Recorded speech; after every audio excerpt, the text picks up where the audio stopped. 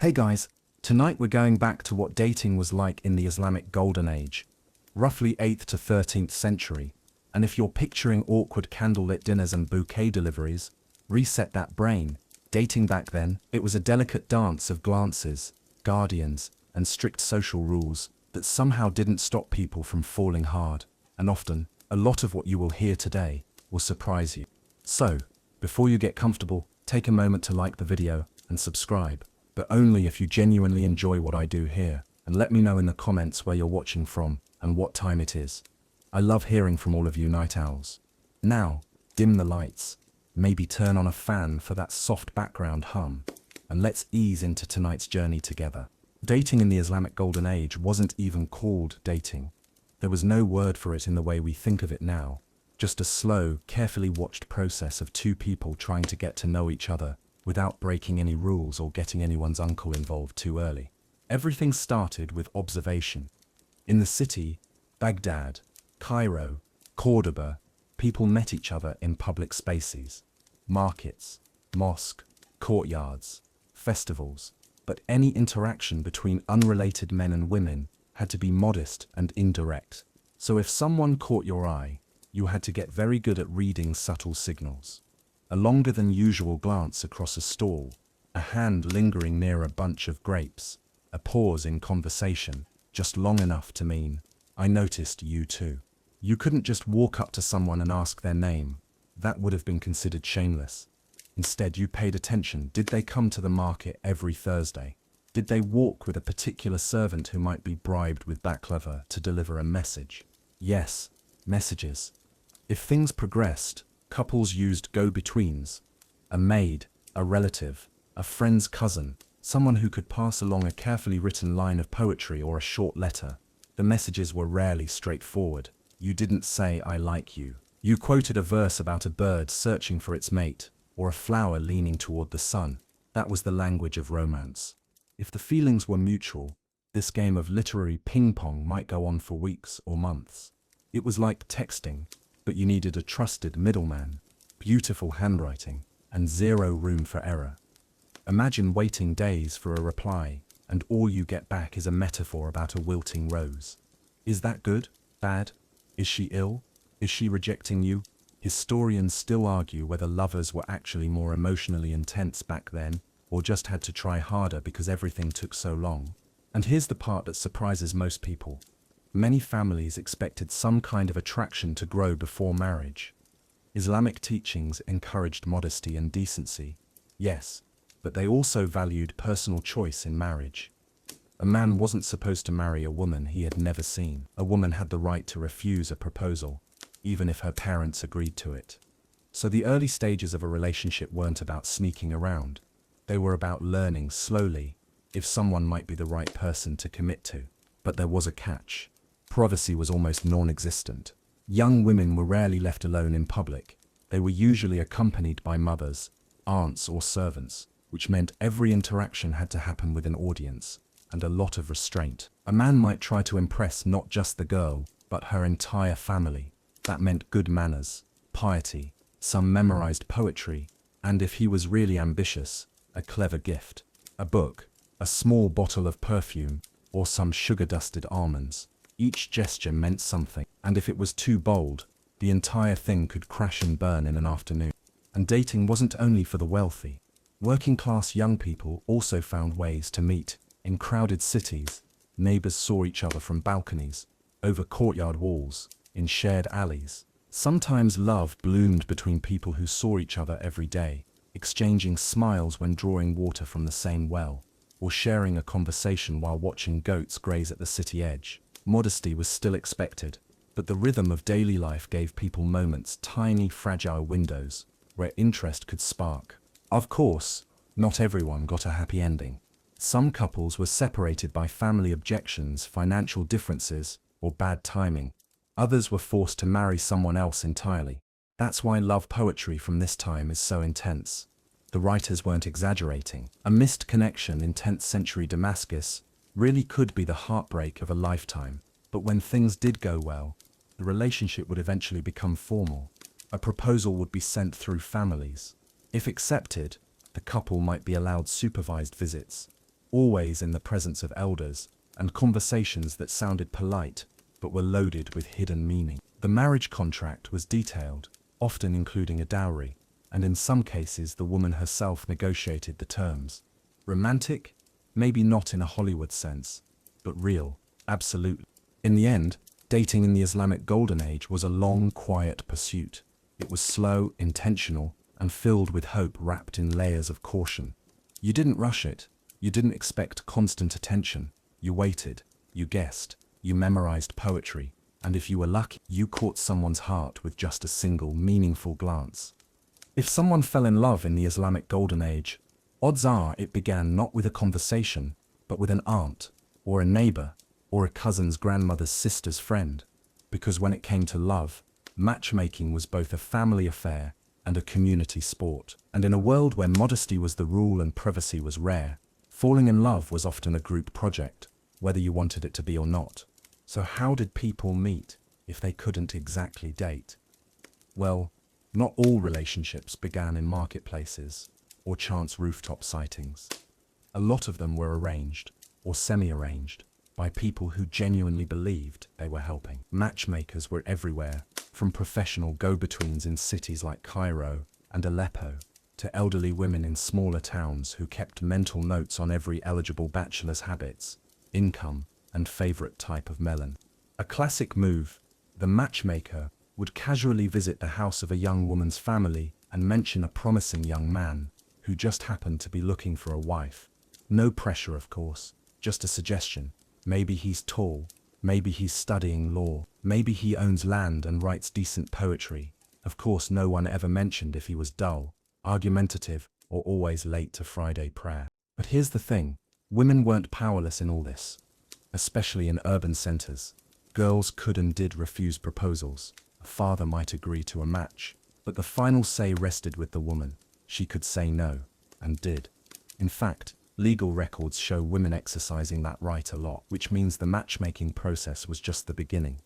If someone really wanted to win over a prospective spouse, they had to work for it. That's where the love letters came in. Sometimes they were delivered through a go-between, usually a servant, a trusted friend, or a family member who was willing to bend the rules a little. But the letters themselves, they weren't exactly, "Hey, I think you're cute." No, they were pure performance. Quoting famous poets, comparing the beloved's eyes to gazelles or dark moons, describing heartbreak as a burning desert wind that kept the sender awake at night. Subtle, no, effective, surprisingly, yet. Even if the messages were indirect, they often carried deep emotional weight. A well-written letter could change a family's mind, or at least open a door. And while men were usually the ones writing these notes, women sometimes responded with equal flair. A single line of clever poetry could ignite weeks of anticipation. The rose turns toward the sun, but what of the cloud between? A compliment, a rejection. Historians still argue whether this kind of coded language was an act of resistance, or just an art form with high emotional stakes. Of course, some lovers didn't wait for matchmaking. Friends played a big role too. A trusted friend might say, "Hey, I know someone who's been admiring you from a distance." In some cities, there were even discreet social networks, groups of literate, well-connected youth, who passed notes, helped set up supervised meetings, and gave advice that wasn't always asked for. And the best part? It didn't always stay formal. Some of these letters turned into long-term exchanges. Collections of real-life love letters have survived in manuscripts carefully copied by students who apparently saw no contradiction between algebra and emotional turmoil. The boundary between literature and real love was blurry, and often, one inspired the other. That means we have records of lovers using the same verses to charm each other that later became part of classical Arabic and Persian poetry. But not every message landed. Sometimes the wrong person read the note, or a servant got nervous and destroyed it. Or worse, passed it on to a gossip who made it everyone's business. Reputation mattered, and so did timing. Sending a letter too soon could make someone seem reckless. Waiting too long could mean someone else got there first. It was a slow game, full of tension and risk, and a reminder that even in a world of arranged marriages, people still craved something personal, something chosen. Now, not all matchmakers were honest. Some charged fees, made wild promises, and exaggerated a suitor's prospects. There are stories of matchmakers being chased out of neighborhoods after trying to match a widow with a man already married 3 times, or a wealthy merchant who turned out to be deeply in debt. One quirky tidbit: in some cities, a few matchmakers were also part-time astrologers. They'd cast horoscopes to see if the stars approved of the match, and that alone could sway a nervous mother's decision. Despite the schemes and awkward poetry, something beautiful happened in this process. Love became a shared language, not just between 2 people, but across families, friends, and entire communities. You didn't fall in love in a vacuum. You fell in love while dodging uncles, consulting poetry, and hoping the servant carrying your letter had a good sense of discretion and a bad sense of judgment. In the end, dating through matchmakers and messages wasn't less romantic than what we know today. If anything, it was more so. Because every moment, every glance, every letter, every reply had to count. Nothing was casual. Everything meant something, and when it worked not just because 2 people liked each other, but because they were willing to risk a little mystery, wait a little longer, and speak the language of love through metaphor and memory. Imagine this: you've seen someone exactly 3 times. Once at the mosque courtyard, once at the bathhouse gate, once at the spice market, where they paused near the cinnamon stall, just long enough to look your way. You've never spoken. You don't know their name, but you're completely undone. Welcome to the heart of courtship in the Islamic Golden Age, where love didn't shout, it whispered. Dating as we know it didn't exist. There were no casual meetups, no private dinners, and certainly no wandering off alone, just to talk. But that didn't mean people weren't falling in love. They were deeply, passionately, and often very carefully. The first rule of love back then: it had to stay within the boundaries of modesty. And modesty meant that any interaction between unrelated men and women had to be restrained. So how did people even begin to get to know each other? They started with glances. That was the currency of romance. A glance that lingered a second too long. A smile that flickered before being politely smothered. A pause in foot traffic that didn't need to happen, but did. In a world where too much could get you noticed for all the wrong reasons, subtlety was everything. If that glance was returned, the next step might be a kind of spoken riddle, maybe a compliment about a flower they were holding, or a quote from a love poem tossed out like a fishing line. If the other person replied with the next line of the poem, well, that was as loud as "I'm interested" got. Now most of these encounters happened in public places, bazaars, gardens, or festival grounds, and always with people nearby. A girl might be walking with her mother or aunt, her face veiled, her posture stiff with awareness. A boy might circle the same stall a few times too many, pretending to inspect dates when he's really watching her out of the corner of his eye. They'd never touch. They might never speak, but the tension, electric. For more daring couples or more private ones, the next step in this game was the use of a chaperone, usually an older woman from the girl's household, or a trusted go-between. This person would carry messages, pass glances, and sometimes even deliver questions. Not always direct. A question like "Does she enjoy poetry?" might really mean, "Can I keep writing to her?" A lot rode on how well your chaperone could act like nothing was going on. One mainstream practice that surprises modern listeners: a woman had the right to view a potential husband before agreeing to anything. It was encouraged. The Prophet Muhammad himself advised it, but viewing didn't mean chatting over tea. It meant seeing each other from a respectful distance, usually under the supervision of family. The idea was to ensure that attraction and consent were present before anything formal happened. But here's where it gets fascinating, because even with all these limitations, couples managed to develop real emotional bonds. Some fell in love through conversation alone, not face-to-face but through poetry, storytelling, or group discussion in social gatherings. Upper-class homes sometimes held literary salons, where men and women could talk politely, intelligently, and indirectly under the watchful gaze of family. One scholar might debate astronomy while another subtly turned the conversation toward love, just to see how someone reacted. And yes, romantic poetry was everywhere. It wasn't just decoration, it was communication. Men and women used verses like coded language. A poem written on a folded scrap of parchment, passed from a servant's hand, could carry days of thought, weeks of longing. A girl might respond with a single flower, or the absence of one, no emoji needed. It was also understood that touch was off limits. Unless you were married, even brushing fingers could be scandalous. So lovers became experts at using everything but touch to speak. They watched, waited, and learned to read the invisible thread between two people with magnetic tension and 100 social obstacles in the way. There were exceptions. In cities where courtly culture thrived, like Cordoba in Muslim Spain, things were a little looser. Upper-class women were famously educated, poetic, and assertive. They sometimes hosted salons, wrote verses, and even rejected suitors with delightfully sharp metaphors.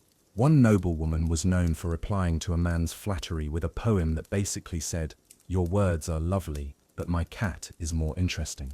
Still, even in these freer circles, courtship was defined by respect, intention, and public decorum. Dating was not supposed to be casual. If a man showed interest, the assumption was marriage, or something heading there. And if he wasn't serious, his reputation could suffer far more than hers. One quirky tidbit. In some towns, people believed you could fall in love from a dream. If someone saw a face they'd never met in their sleep, they might ask around, describing the person to matchmakers or friends. And sometimes, just sometimes, they actually found them. Did it work out? Historians still argue whether those cases ended in joy or just weird family dinners. And not everyone had the luxury of slow courtship. In smaller villages, relationships often began through family arrangements or childhood familiarity. People grew up near each other. They didn't flirt, they just knew. That didn't mean love wasn't present. It just looked different. Less poetry, more quiet trust built over years of borrowed tools and shared chores. But no matter where they lived or how they met, couples in the Islamic Golden Age dated with a kind of cautious intensity. It wasn't rushed, it wasn't loud, it was layered, poetic, and full of hidden signals. A slow game of honesty, wrapped in metaphor. And if your heart beat faster after a glance in the market, you'd go home and write a poem about it. Love, meet logic. Because during the Islamic Golden Age, romance didn't just live in poems or gardens, it also crept into the libraries and lecture halls. Some of the most respected scholars of the time, the philosophers, physicians, astronomers, jurists, were also poets, lovers, and sometimes complete emotional disasters, with ink-stained robes. Turns out, even the brainiest minds weren't immune to heartache. And that's where tonight takes us, to the long candle-lit nights of scholars in love. Imagine someone hunched over parchment, surrounded by scrolls, their study filled with the scent of lamp oil and dried rose petals. 1 minute, they're solving an equation on planetary motion. The next, they're scribbling a verse about their aching soul, because the girl who visits her uncle next door didn't smile today. One mainstream fact: the great thinkers of this era often blurred the lines between rational philosophy and emotional passion. Take Ibn Sina, also known in the West as Avicenna, a towering figure in medicine and metaphysics, but also someone who wrote about desire in deeply personal, symbolic ways. For scholars like him, love wasn't just an emotion. It was part of the structure of the universe, something that tugged souls together like gravity. In fact, many Islamic philosophers believed that falling in love was a kind of divine experience. You weren't just attracted to someone, you were catching a glimpse of beauty that pointed beyond the material world. To love rightly was to refine your soul. Sounds lofty, sure, but it also meant that being really into someone was practically homework. This was especially true for the Sufi-influenced scholars. Sufism, the mystical branch of Islam, emphasized the heart's journey toward God. And for many Sufis, human love mirrored spiritual yearning. They wrote about the beloved as if they were the moon, the flame, the unreachable divine. It was devotional, intense, honestly, a little dramatic. But it made for incredible poetry. Still, even with all the mysticism, real-life crushes were alive and well in the madrasa. That's the term for the Islamic school, where students studied everything from Arabic grammar to jurisprudence. And yes, sometimes, Between memorizing verses and discussing legal principles, young people fell for each other. How? Well, sometimes a male student might catch a glimpse of a scholar's daughter as she served tea to guests, or he'd hear her voice behind a screen during a family discussion. Women in elite households were often educated too. They recited poetry, argued legal points, and even issued religious rulings. So when a young man admired someone, it wasn't just for her eyes. It might have been her mind. The admiration was real, and so was the agony. Many letters and poems from this period talk about love from afar, with layers of longing and restraint. Scholars especially suffered from what might be called emotional asceticism, yearning without release, devotion without outcome. Some never married the people they loved, but they wrote about them for years. One such case. A scholar in Damascus once described falling in love with a woman he only ever saw behind a lattice window. He called her the answer to all my questions, and compared her to a well-argued legal theory, flawless, elegant, and totally out of reach. That's either heartbreak or the nerdiest love letter ever written. And yes, there were cases of teacher-student romance, though always tangled with issues of propriety. Social norms were strict. Any interaction outside family or formal study was carefully monitored. Still, emotions found a way in, through shared texts, quiet debates, or the lingering echo of someone's voice, reciting a line of Rumi, just a little too perfectly. One quirky tidbit. Some scholars used difficult texts as love codes. They'd send a rare passage, knowing only the right person would understand it, like a secret handshake, but with footnotes. If the recipient replied with a corrected translation, or a clever interpretation, that was basically a medieval mic drop. But it wasn't all letters and longing. Some romances did make it to marriage, and when they did, it often looked like a partnership of minds. There are accounts of husband and wife scholar teams debating law, writing treatises, and holding open salons in their homes. These weren't just love stories, they were intellectual power couples. And in many cases, the woman had the final word. Literally, her signature appeared on contracts. Her voice echoed in court debates. Still, historians argue whether these relationships were common or exceptional.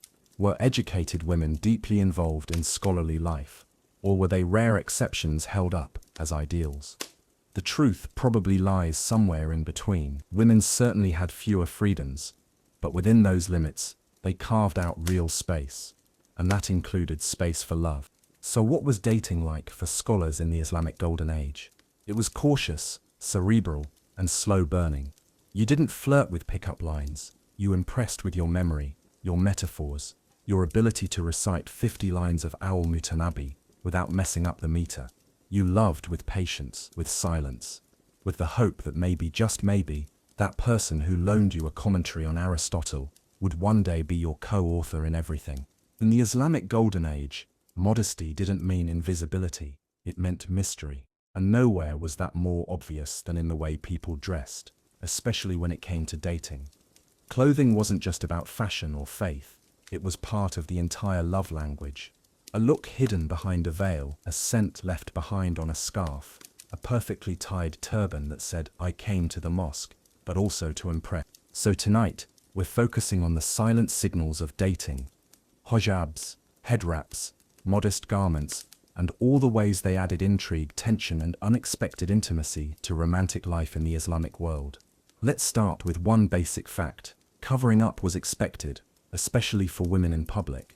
In many places, women wore headscarves or veils, sometimes full face veils, sometimes partial ones, depending on custom, status, and location.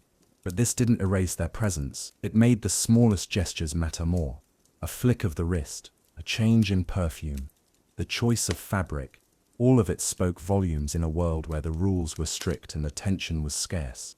For many women, modest dress created a kind of protective barrier that also gave them control.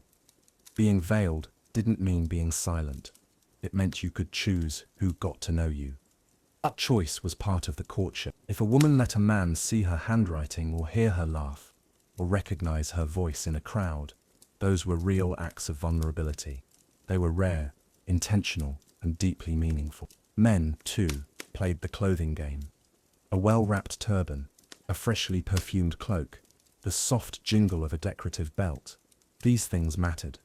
If a man came to Friday prayer with his best garment and expensive musk, everyone noticed. If he kept appearing in the same courtyard, walking slowly past the same gate, always dressed just a bit nicer than usual, that was his version of sending flowers. And then there was scent. Arguably the most powerful dating tool of the era. Perfume wasn't just for hygiene or ritual, it was romance, cloaked in amber and rosewater. Musk, jasmine, oud, each one had meaning. Wearing too much could seem arrogant. Too little, careless. But the right amount, the right blend, that left a trail in the air, a memory on a sleeve, and sometimes the unmistakable feeling that someone had passed by and left part of their heart with you. One mainstream custom was using scented oils not only for clothing, but for paper and hair. A love letter might arrive on folded parchment that smelled faintly of sandalwood. A girl's braid might carry the scent of orange blossom, deliberately chosen. In crowded places like markets or religious gatherings, people paid attention to fragrance, the way we pay attention to eye contact. Now, here's where things get interesting. In public, modesty was enforced, especially by the mutasib, the market inspector, who also kept an eye on public behavior. If someone dressed too extravagantly or flirted too obviously, they might get a warning or worse, a reputation. But in private spaces, where gender segregation was relaxed, such as family homes, women's gatherings or weddings, the rules softened and fashion became playfully competitive. Women often used these moments to dress extravagantly. Silk robes, gold-threaded veils, delicate slippers, and jewelry that jingled with every movement.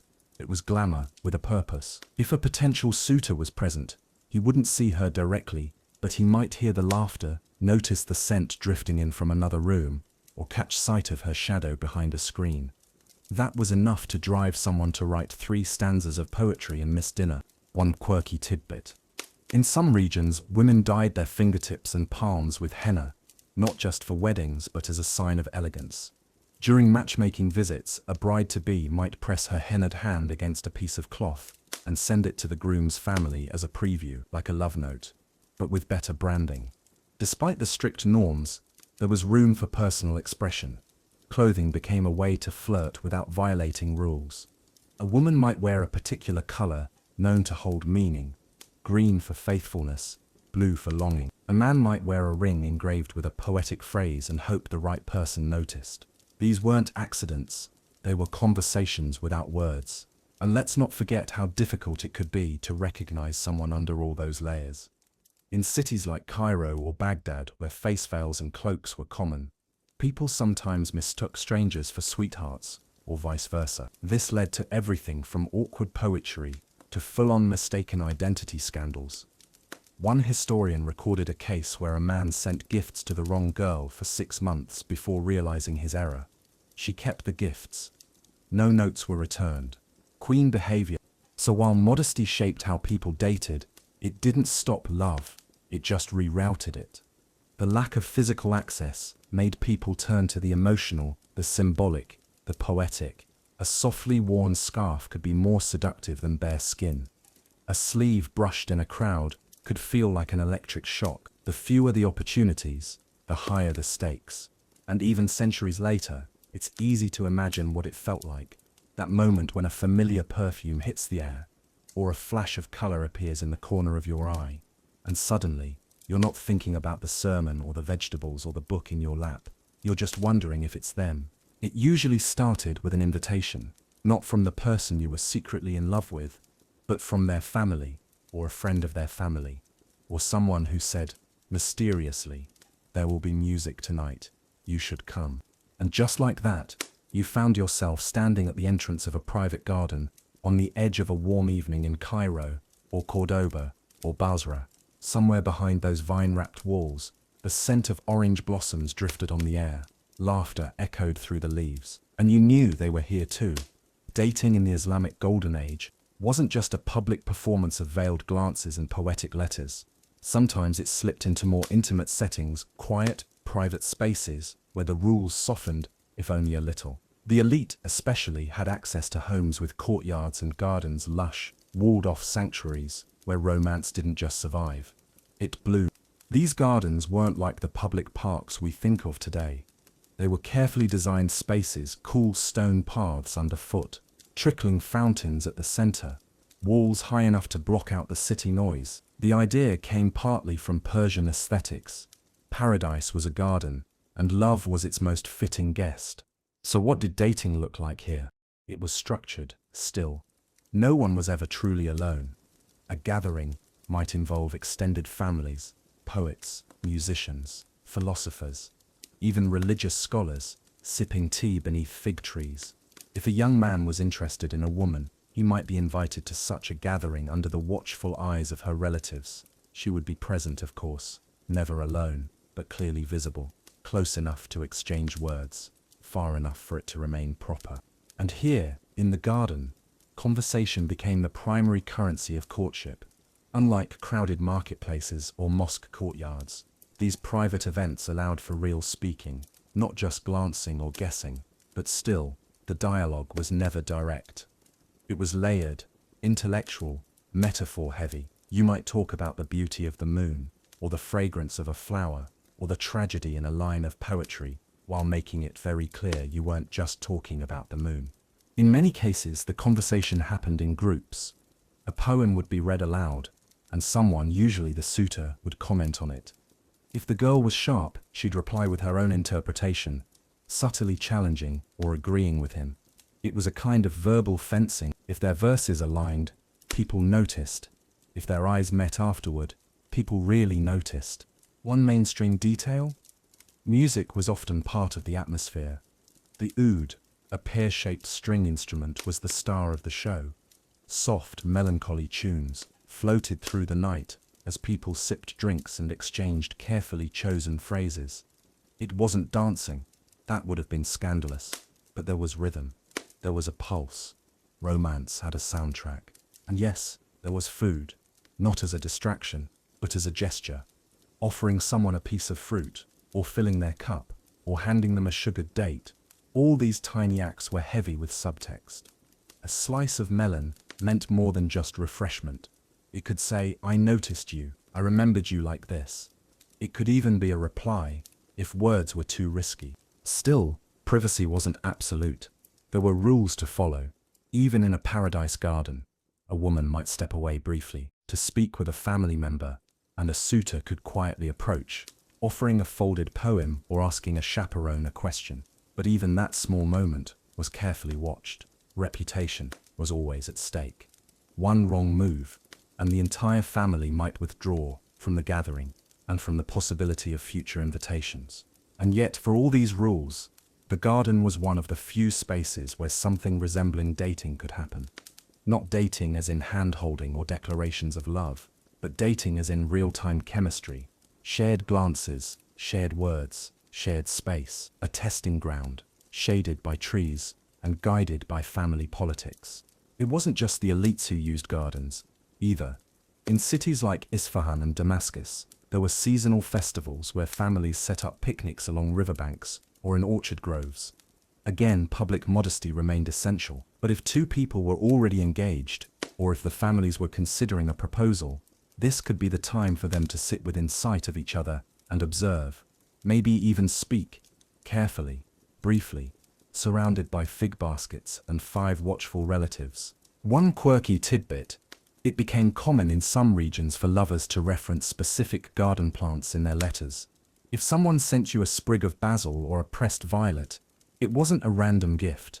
Basil meant longing, a narcissus hinted at jealousy, a pomegranate blossom whispered about promises, and of course roses meant love.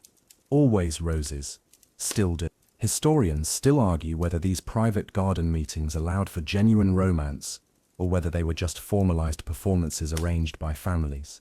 But the poetry, the letters, and the songs suggest that real feelings were very much in play. The slow, ritualistic nature of it all didn't prevent emotional intimacy. It shaped it. It slowed things down. It forced people to pay attention. Because in these gardens, nothing was rushed. Nothing was blurted out. You didn't announce love. You revealed it. Little by little.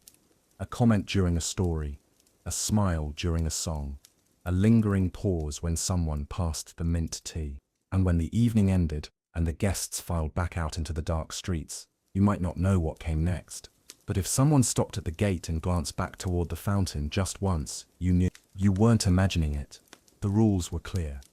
No touching, no flirting, no private meetings between unrelated men and women, and above all, no funny business that might lead to scandal. But here's the problem. Human beings are human beings, so even in the Islamic Golden Age, with all its poetry, manners and modesty, there were still those who bent the rules, quietly, carefully, and sometimes dangerously, because wherever there's love, there's risk. And in cities like Baghdad, Cairo, and Cordoba, those risks came in the form of forbidden meetings, midnight rendezvous, and one particular person you really didn't want to run into, the mutasib. The mutasib was part market inspector, part religious morals enforcer. His job wasn't just checking weights at the butcher's stall. He also kept an eye out for inappropriate behavior, especially anything resembling unchaperoned romance. So if you were sneaking off to meet someone in a side alley, or slipping a love note under someone's door, there was a chance your romantic evening might end with a very awkward conversation, or a fine, or worse, public embarrassment and family shame. So what did young lovers do? They got creative. Take the case of the hidden rooftop chat. In some neighborhoods, houses were built close together, close enough that people could climb up at night and sit on opposite rooftops. Separated by a wall, they could speak quietly without being seen or touched. Just voices under the stars. Sometimes they didn't speak at all. They just sat there, knowing the other was near. That was enough. Sometimes that was everything. Other times, lovers met in mosques. But not during prayer. During quiet times, mosques also functioned as libraries and study spaces. A man might know that the woman he admired came there to study Quranic recitation or calligraphy. He might position himself nearby, not to disturb her, but just to listen. Their eyes might never meet, but hearing her voice, that was as intimate as a handshake. Still, the real danger zone was in the markets and alleyways. Public, yes, but crowded. Easy to blend in, easy to brush past someone accidentally. Lovers learn to speak in codes. A seller might ask a girl if she wants sweet lemons. Her reply, only if they're sour inside. To anyone else, nonsense. To the boy from her neighborhood, a clear reference to a poem they both knew by heart. But even careful planning didn't guarantee safety. Sometimes someone noticed, a relative, a neighbor, a servant, and if word reached the family, there could be serious consequences. Fathers and brothers might act swiftly to separate the pair, moving the girl to another city, arranging a quick engagement, or forbidding the man from ever coming near again. In one recorded case, a girl in Cordoba was sent to a cousin's house 300 miles away for exchanging just 2 letters and a rose. That's why many couples never met at all. Their entire courtship existed through go-betweens, poetry and chart sightings. That's also why poetry became a place to scream silently. One verse might talk about yearning for the garden gate, another about a moon hidden behind clouds. To most readers, just beautiful images. But to one person, the person, it was a confession, a memory, maybe even a plea. One fringe story tells of a girl in Basra who kept a bird as a secret messenger. She tied poems to its leg and let it fly across the rooftops to her beloved, who trained it to return. Historians still debate whether it really happened, or if it was just a well-loved urban legend. But either way, it tells you everything you need to know. Love found a way, even with wings. Sometimes, though, people pushed the line too far. There were tales of couples caught together, alone, unchaperoned, and dragged before a qadi, or Islamic judge. The punishments varied.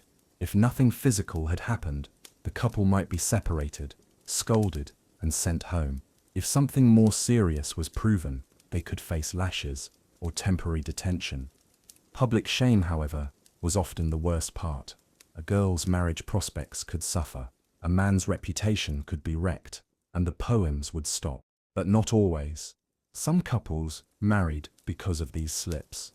If they were caught and feelings were serious, families might agree to a quick marriage to preserve everyone's honor.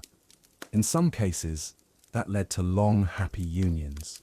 In others, well, being forced to marry your crush sounds fun until you realize you've never had a full conversation. One quirky twist: some cities had love fatwas, religious rulings, that tried to make sense of the chaos. Scholars would debate things like, is it allowed to feel desire? Is it sinful to fall in love with someone you see at the market? Can you propose marriage without ever speaking to the person? The answers varied wildly. Some jurists were romantic, others were absolute buzzkills. Historians still argue whether these fatwas reflected real community norms or just wishful thinking. But in the end, one thing was true across the board: forbidden love was powerful. The danger made it deeper, the silence made it louder, and the tiniest moments walking the same street, standing beside someone at the bathhouse gate, hearing their name mentioned at a gathering, could haunt someone for months.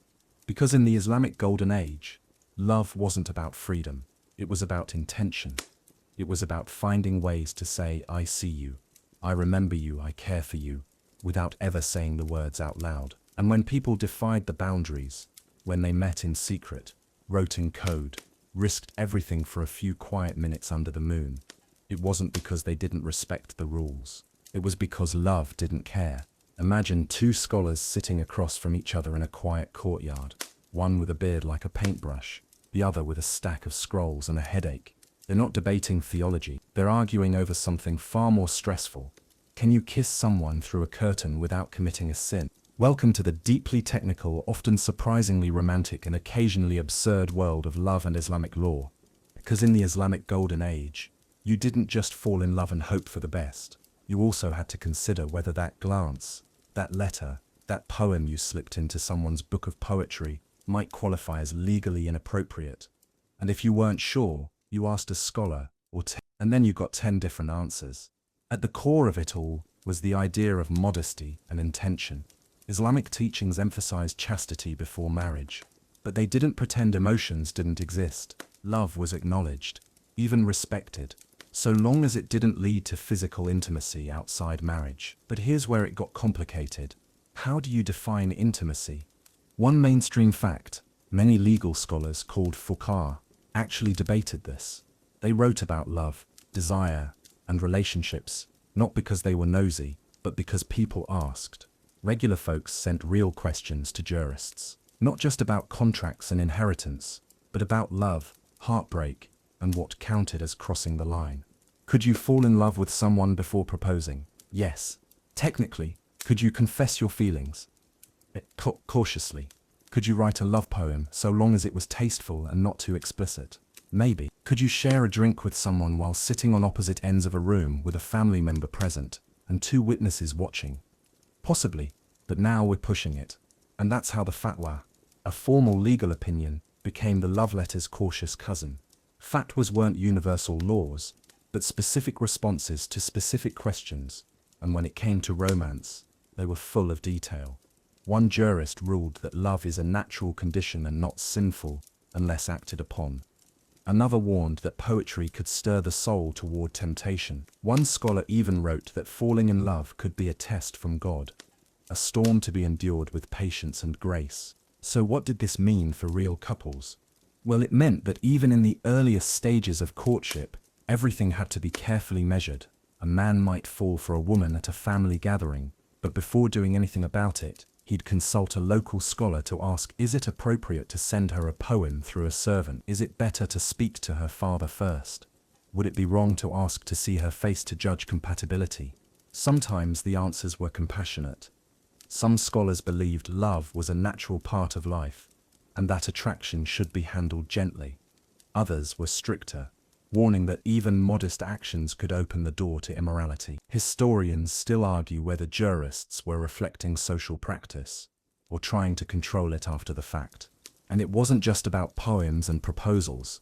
The big questions got even weirder. One jurist was asked if it was sinful for a man to hear a woman singing from behind a wall, knowing he found her voice attractive. Another debated whether 2 engaged people could exchange gifts before the marriage contract was signed.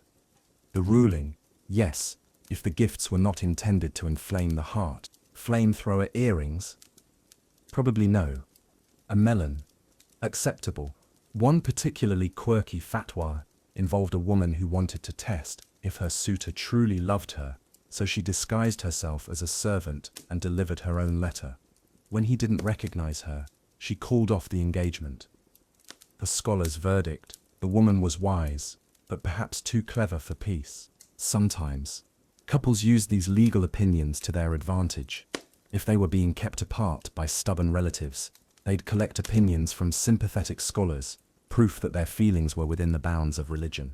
In some cases, entire communities weighed in. Families consulted local imams, judges, even astrologers. Love, it turns out, was not a private affair. But the best part of these debates, they weren't cold. Many jurists wrote with surprising empathy. They acknowledged how deeply love could affect people, how it could make them ill, distract them from their studies, even drive them to write embarrassing poetry in public. That last one, by the way, was universally discouraged. And women weren't left out. Female scholars existed, especially in larger cities, and they too weighed in on relationships. Some advised young women on how to navigate proposals, how to set terms in a marriage contract, and how to politely decline a man without triggering social backlash. In some regions, female judges ruled on marriage disputes, and they didn't always side with the man. All this legal discussion didn't kill romance. It gave it shape. It told people, you can feel desire, just don't be consumed by it. You can love someone, but let it be honorable. Be patient, be clear, and if you're not sure, ask, though you might not like the answer. So what was dating like under the eyes of religious law? It was deliberate, sometimes stiff, sometimes hilarious, but never entirely joyless. Because even with rules and regulations, people still wrote poems, they still passed notes, they still risked tiny, quiet rebellions. And when a scholar somewhere argued about whether exchanging poetry was morally dangerous, you can bet someone was already halfway through writing a couplet that said, "Your name was on my tongue in prayer, and now it's in this verse I dare." You've exchanged glances in the market, you've passed notes through your cousin's maid, you've survived the legal debates, avoided scandal, and maybe even impressed a few aunties. So now what? If dating in the Islamic Golden Age was a cautious climb, marriage was the summit. But don't imagine white dresses and wedding cakes. Think scrolls, negotiations, and a contract that might include camels, silver coins, and a very long list of conditions. Because here's the truth. For all the poetry and perfume, love only became real when it turned into paperwork. In the Islamic world, marriage wasn't just a romantic bond. It was a legal agreement, and not a simple one. There was a ceremony, yes, but it was the contract, the nikah, that really sealed the deal. It detailed the terms, the obligations, the dowry, called mahr, and sometimes even clauses about personal rights. It was serious business, and surprisingly flexible. Love might spark it, but law cemented it. One mainstream practice was that mahr, a required gift from the groom to the bride, had to be agreed upon up front. This wasn't a bride price or a fee, it was her right, and it belonged to her alone. Sometimes it was a bag of gold, sometimes land, sometimes a copy of the Quran beautifully scribed by hand. A clever bride might negotiate something useful, the right to live near her family, or permission to continue studying, or even a private garden of her own. And here's the part that might surprise modern ears. The woman could set conditions, and she didn't need a father to force her into anything. A marriage could not proceed without her consent. Scholars took this seriously. If a bride didn't speak up, she at least had to signal her agreement. Silence could count, but hesitation could stop the whole process. No one could be dragged into love. Not officially, anyway. But how did you get to the contract stage? That's where formal courtship came in. Once interest was mutual and families approved, things got more structured. There might be supervised visits, always with elders nearby, where couples talked across courtyards or sat at opposite ends of the room. Conversations were polite, practical, and filled with quiet hope. You might discuss poetry, but also real-life stuff. Did you want children? Could she continue her textile work after marriage? Where would they live? These weren't side topics. They were essential. Marriage was a partnership, and everyone knew that love alone didn't make the world go round. Trust, mutual respect, and social compatibility mattered more. And while some matches were arranged without much personal interaction, especially in rural areas, that wasn't the norm across the entire Islamic world. In cities like Baghdad, Damascus, or Cordoba, families often expected emotional compatibility before approving a match. If someone wasn't feeling it, they were allowed to walk away, even at the last minute. And yes, walking away happened. Sometimes people backed out because of personality clashes. Sometimes families discovered hidden debts or suspicious behavior. And sometimes, one quirky but documented case, a woman simply didn't like the way her suitor wrote. His handwriting was too messy. She said it showed a disordered soul. So when things did go forward, the wedding was both a social and spiritual event. There was a recitation of vows, witnesses signed the contract, and then there was celebration, food, music, and guests spilling into the courtyard with plates of honey-soaked sweets. But remember, the marriage didn't need a priest or sheikh to be valid. It needed the contract, the consent, and the witnesses. It was a community-backed agreement, not a private vow. Once married, the couple might still not live together immediately. Some brides delayed the move for practical reasons. Some stayed with their families until the husband secured housing, and in some places, living separately wasn't considered strange. It gave couples time to adjust and continue getting to know each other, just in a new context. Of course, not every marriage was blissful, but the legal structure gave people tools to navigate issues. A woman could seek divorce. A man couldn't take a second wife without meeting serious obligations to the first. And if someone broke a marriage term that had been written into the contract, the wronged partner had legal grounds to complain, or even walk away. And still, love never disappeared from the equation.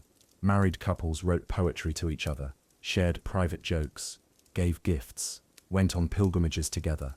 One preserved letter from a 12th century husband to his wife simply says, "I saw a cloud pass today and missed your voice." That's about as tender as it gets.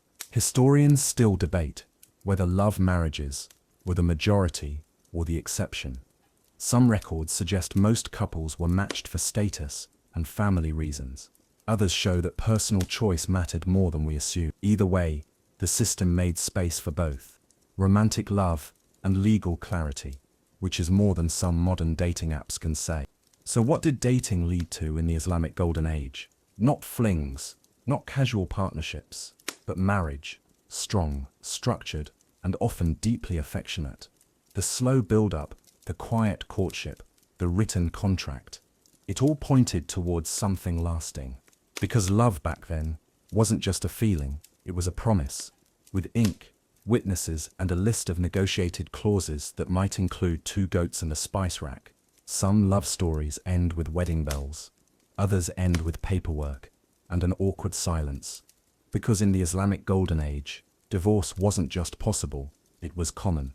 And unlike many ancient societies, women could start it. That's right, centuries ago, in cities like Cairo and Baghdad, a woman could stand before a judge and say, "I'm out," and the court would listen. So tonight, let's talk about breakups. Golden Age style, one mainstream fact. Islamic law has always recognized the right to divorce. It wasn't encouraged, but it wasn't forbidden either. The Prophet Muhammad once called it the most disliked of the permissible things, which summed up the general attitude. Divorce was unfortunate, but sometimes necessary. The important thing was how you handled it. There were 3 main ways a marriage could end. The first was talaq, divorce initiated by the husband. This was relatively straightforward. He'd announce his decision verbally or in writing, and the couple would begin a 3-month waiting period, during which they couldn't live together. The idea was to cool off, confirm whether the wife was pregnant, and give space for reconciliation. If nothing changed by the end of those 3 months, the divorce was final. But here's where it gets interesting. A woman could also initiate divorce, and she didn't need a man's permission to do it. This was called khula, and it worked like this. The wife would offer to return her dowry, or something of value, and ask to be released from the marriage. She had to give a reason, and a judge had to approve. But in many cases, the reasons were very relatable. He doesn't speak kindly to me. He won't let me visit my family. He smells bad. All of these have shown up in historical records. Seriously. And there was a third path, judicial divorce, where a woman could argue that her husband had failed in his duties, financially, emotionally, or otherwise. If she proved her case, the judge could dissolve the marriage with no return of dowry. In some cases, the husband didn't even get a say. Let's be clear, this wasn't utopia. Power imbalances still existed. A wealthy man had more options than a poor woman. But within the framework, women had legal tools. And they used them. And then came the gossip. Because divorce in the Islamic Golden Age wasn't private. It might not be shouted from rooftops, but news traveled fast, especially in close-knit neighborhoods. A woman returning to her family's home, a man suddenly shopping alone in the market, a favorite servant moving out, these were all signs. And once the rumor mill started, the poetry followed. Heartbreak poetry was its own genre. Men wrote about lost loves as birds who flew away, or gardens now closed. Women, when they had the means, wrote too, though often their verses were copied down by male scribes, which made things tricky. Still, some bold voices survived. A 10th century woman in Basra once penned, "I left because I forgot how to laugh beside him." Short, devastating, no note. But heartbreak didn't always mean bitterness. In many cases, former spouses remained respectful, even friendly. Some remarried each other years later. Some co-parented. Some simply moved on, wiser and better dressed. Because yes, even in the Golden Age, post-divorce glow-ups were a thing. One quirky tidbit: wealthy women sometimes threw small gatherings after a divorce, not to celebrate the breakup, but to mark a new chapter. Friends would visit, bring sweets, and exchange poems of renewal. In Cordoba, one widow reportedly redecorated her entire home with turquoise tiles to reflect a calmer soul. Historians still argue whether this was empowerment or just really good interior design. Of course, not all breakups were clean. Some got messy. A woman might accuse her ex of hiding wealth. A man might claim he was manipulated into signing a bad contract. Courts heard it all, and they didn't always take the man's side. Judges were trained to examine marriage records, witness testimony, and financial documents. Some even ruled in favor of women whose only complaint was emotional neglect, and this made people careful. A man thinking of divorce knew it could cost him, socially, financially, and emotionally. A woman seeking freedom had to weigh the risks. But the system didn't assume permanence, it assumed choice. If love failed, there was a legal door. It wasn't locked. This openness to divorce also meant something else. Remarriage was normal. There was no shame in starting over. Widows and divorcees often remarried, sometimes more than once. Men did too.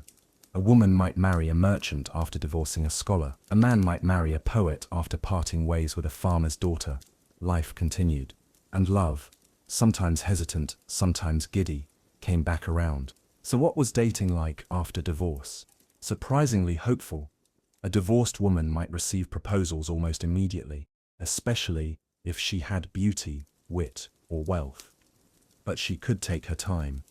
In fact, some women preferred waiting, hosting literary salons, running businesses, or simply enjoying their independence.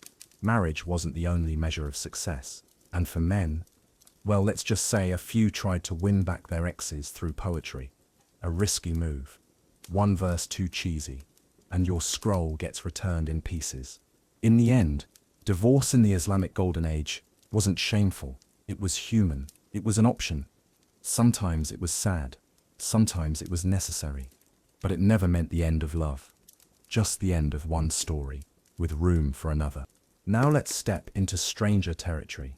Because not all love in the Islamic Golden Age was about courtship, chaperones, and dowries.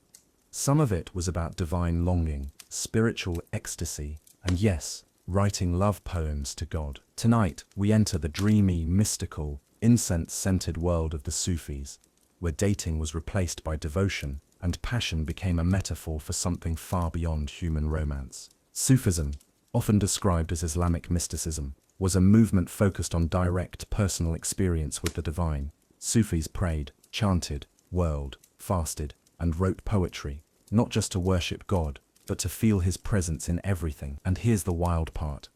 They used the language of love, earthy, emotional, sometimes even scandalously romantic, to describe that experience. Which means, if you walked in on a Sufi reading a poem that sounded like it was written to a lover, there's a good chance he was actually writing to God. Or, maybe not. Historians still argue whether certain verses were spiritual metaphors or thinly veiled references to very real humans. The line was blurry, intentionally. One mainstream fact: Sufi poets used the language of romantic love to explore divine love, and their poems became some of the most celebrated works of the age. Think Rumi, Ibn Arabi, Rabi'a al-Adawiya, names still quoted today on mugs and Instagram posts, but whose writings go far deeper than most people realize. Let's take Rabia, for example. She was one of the earliest and most influential female Sufi saints. Lived in the 8th century, never married, and claimed she had no need for earthly love, because her entire heart belonged to God. One of her most famous lines, "I love you with two loves. One selfish, one selfless. The selfish love draws me to prayer. The selfless one is you, through you." Beautiful, and a lot more intense than your average dating profile.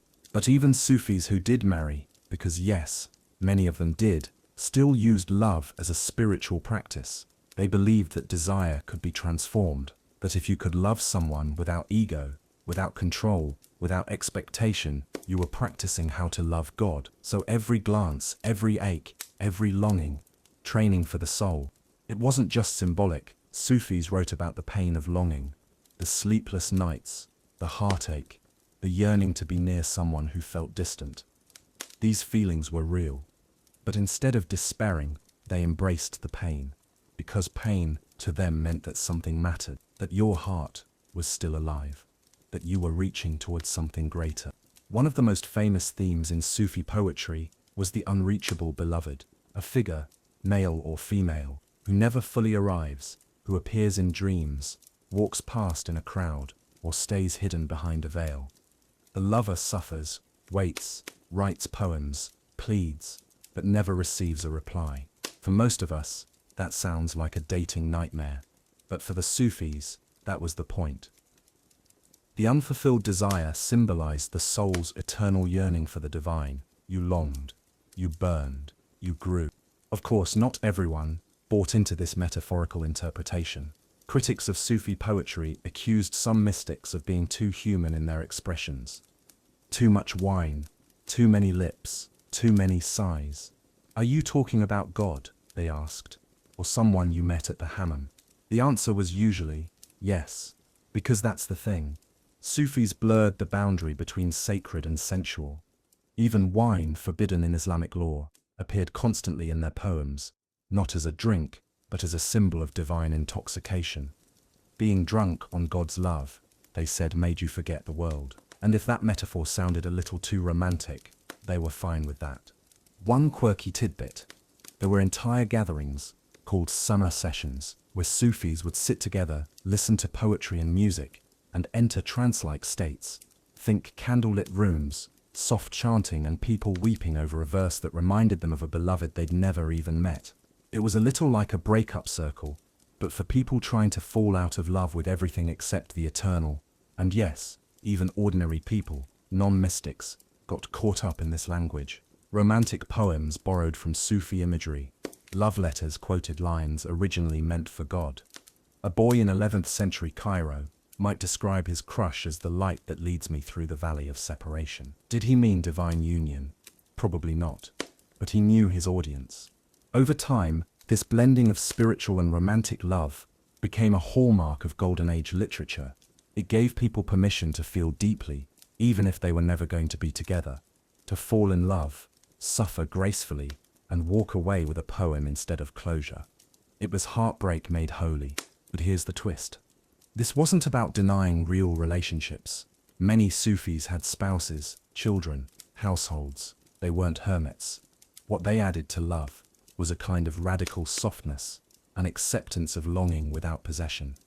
They didn't ask, "How can I win this person?" They asked, "What does this feeling reveal about me?"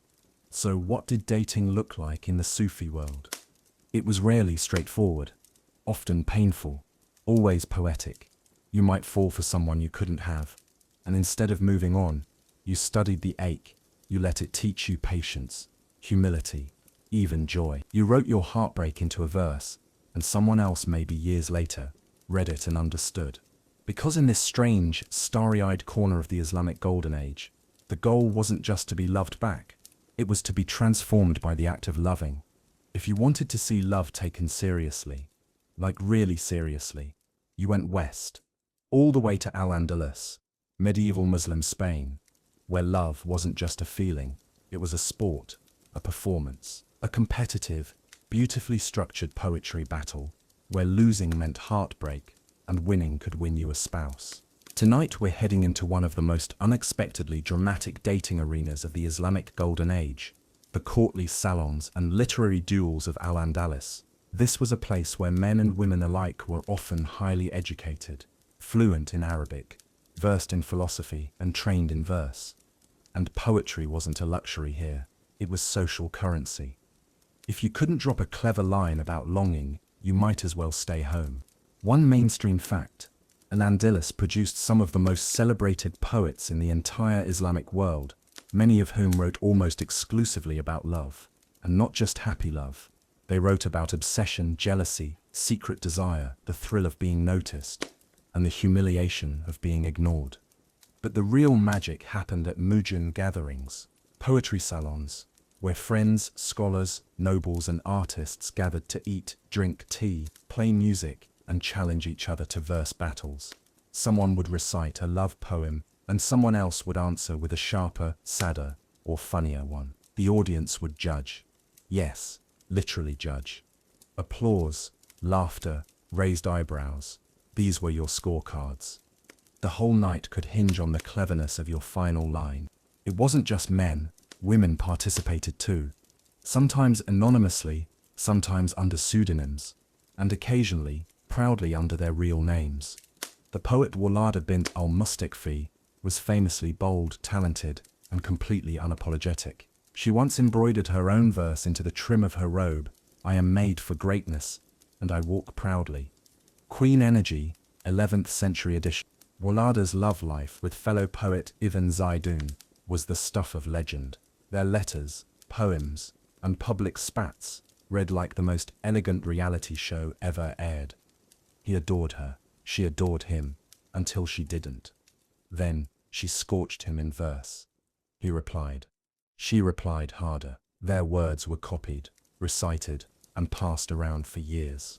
Dating in this culture was verbal. That doesn't mean feelings weren't real, just that you had to earn someone's attention with wit and language. You didn't show up with flowers, you showed up with a stanza. If someone responded with the next line in perfect rhythm, that was your green light. If they corrected your meter, off.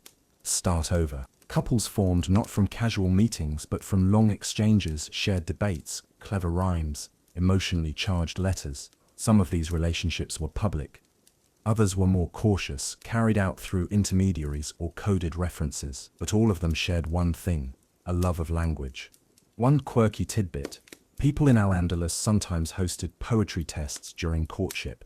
A suitor might send a half-finished poem to the person they admired, and wait for a reply that completed it, not just in rhyme, but in feeling. If the poem came back sharp, funny, or devastatingly beautiful, game on. If it came back clumsy or flat, well, let's just say a lot of love died on delivery. And while some of this seems theatrical, the emotions were very real.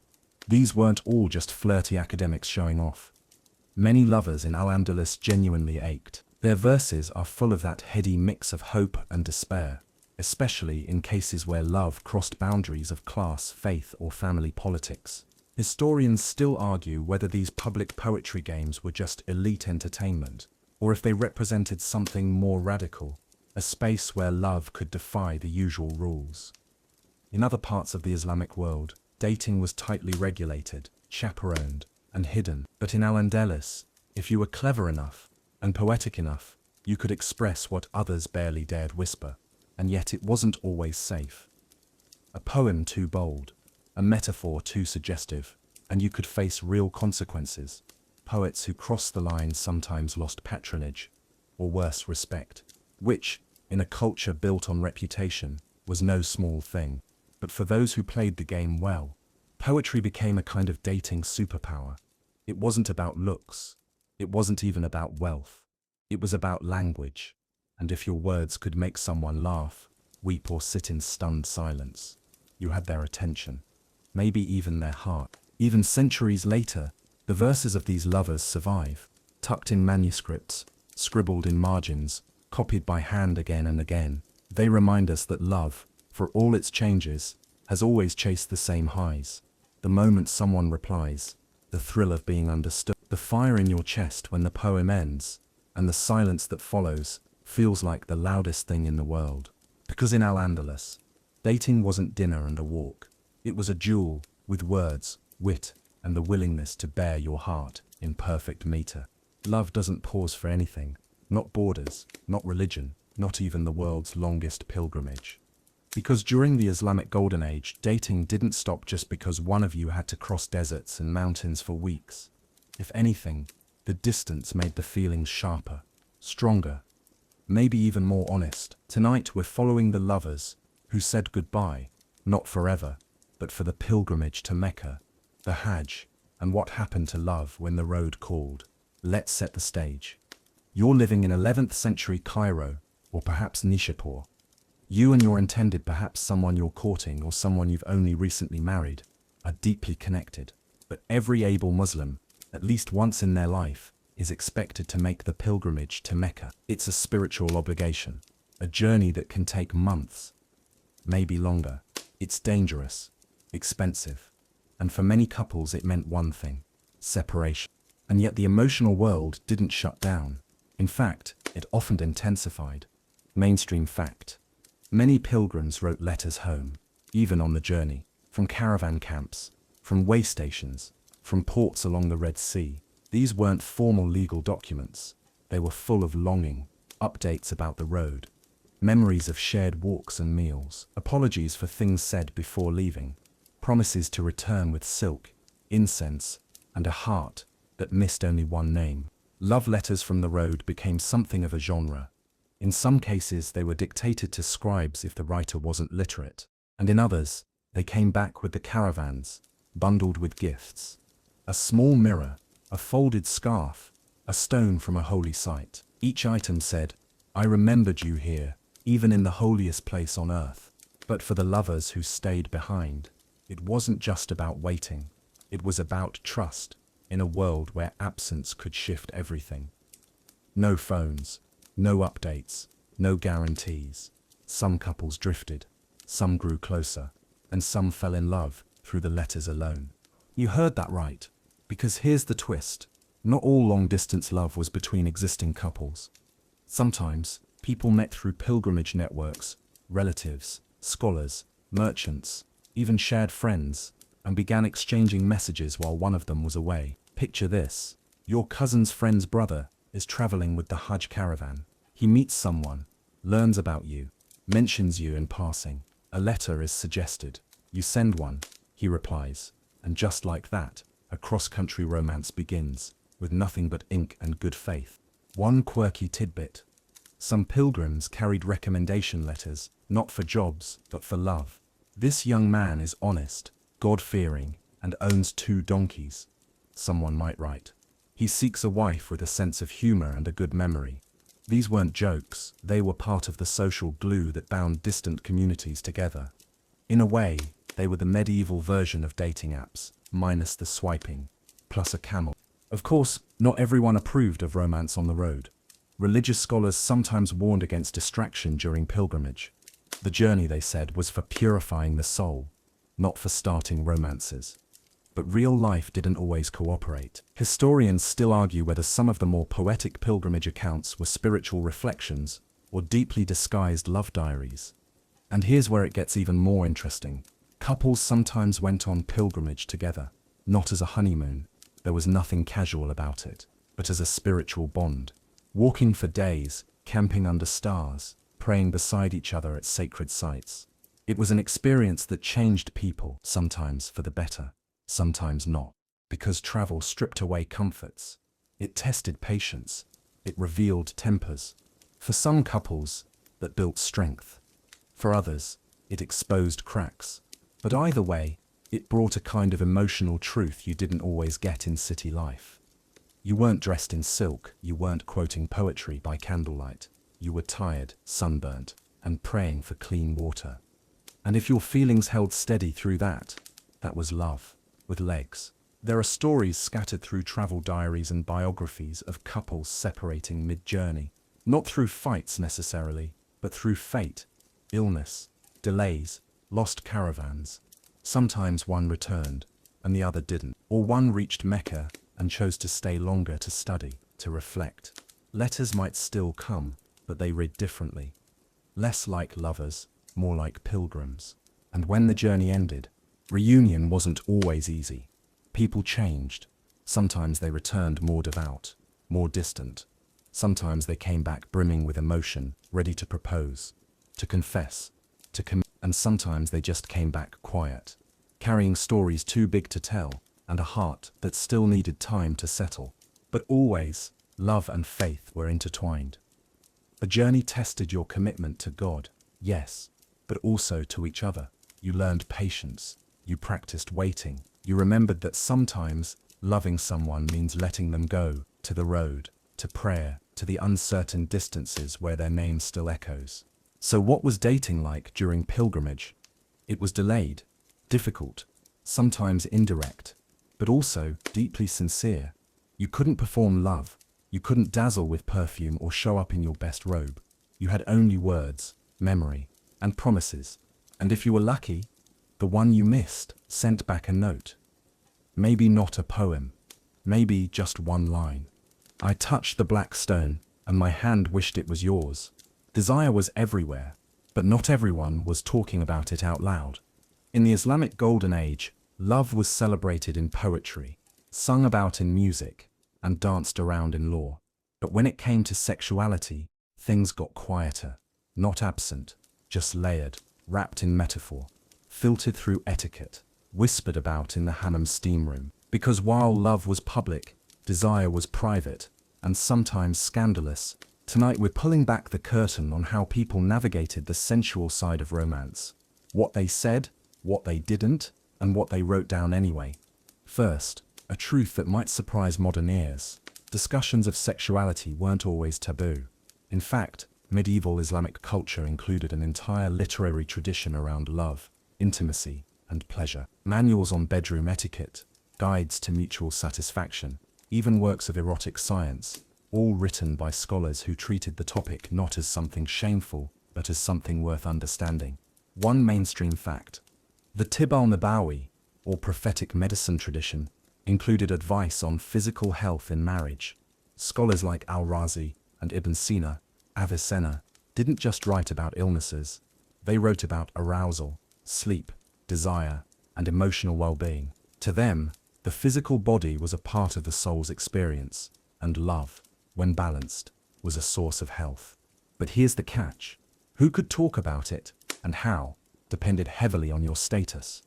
In elite literary circles, writing about longing or erotic tension, especially in poetry, was often accepted, as long as it was metaphorical, elegant, and framed within proper decorum. For example, comparing a lover's breath to warm wine, perfectly acceptable. Describing the wine glass, maybe. Describing what happens when the wine overflows. Now we're pushing it. For ordinary people, things were trickier. Open conversation about physical relationships was discouraged, especially for women. Respectability mattered, and so did reputation. But that didn't mean women didn't know. In private, especially among friends, or in all-female spaces like the bathhouse or home gatherings, women shared stories, advice, even jokes. In some regions, they passed around handwritten texts, short, candid dialogues or humorous verses that never saw the light of the library, that stayed in circulation. One of the most fascinating cases, a 10th century book known as The Perfumed Garden. It's a guide to love and sexuality, written by Sheikh Nefsavi. Half medical, half romantic, half did he really just write that? It covered everything from compatible body types to herbal remedies for desire. Its tone was open, curious, sometimes poetic, and always incredibly detailed. No one would have read it out loud at dinner, but plenty of people read it, and yet silence still wrapped around certain subjects. Not everything was said, even if it was felt. Desire between unmarried people, rarely acknowledged in public. Adultery, harshly condemned. Flirtation that leaned too far, a source of gossip, punishment, or both. And still, it happened. People passed notes, whispered behind fans, touched hands in the shadows of the prayer hall. There's one record of a servant in Kufa who delivered letters for her mistress and eventually joined the conversation, adding her own messages to the mix. A three-way correspondence. Messy? Yes, but so very human. What about same-sex desire? That's coming next section. But here's a setup.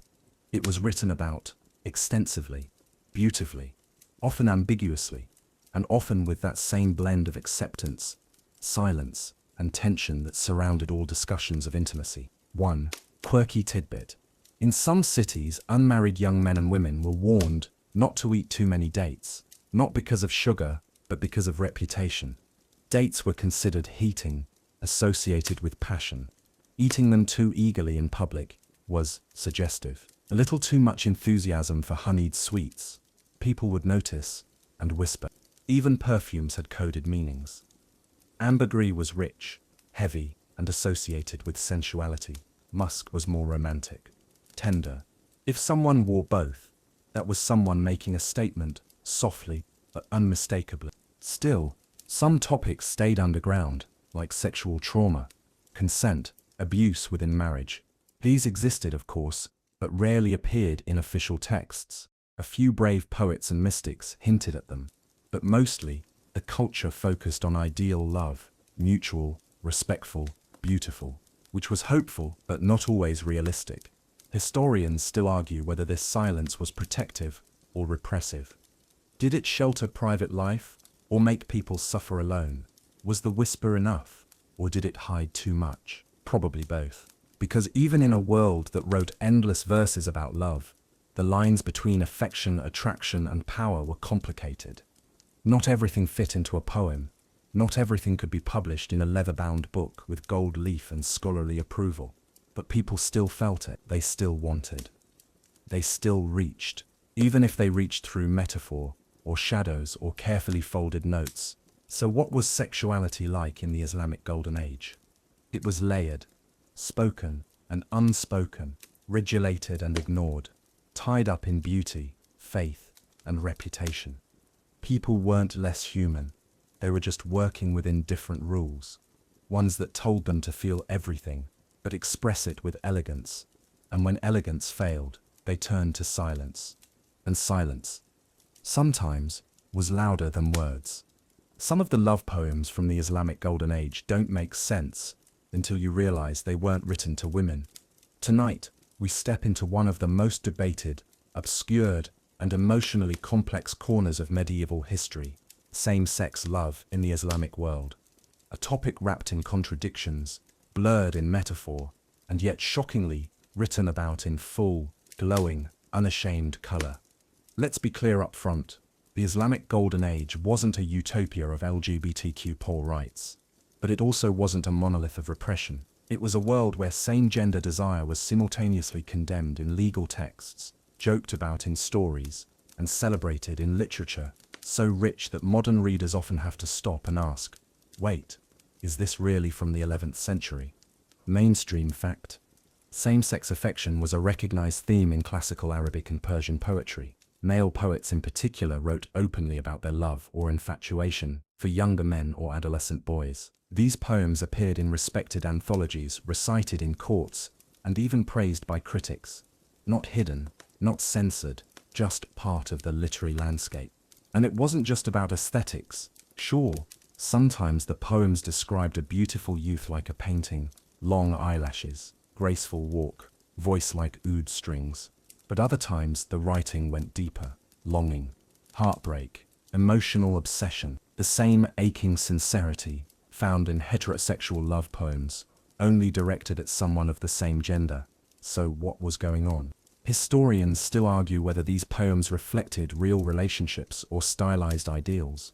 Some say it was purely literary, like courtly love in medieval Europe, a game of longing with no expectation of consummation. Others say it was more than that, a space where real emotions and experiences could be expressed, even if society frowned on the behavior.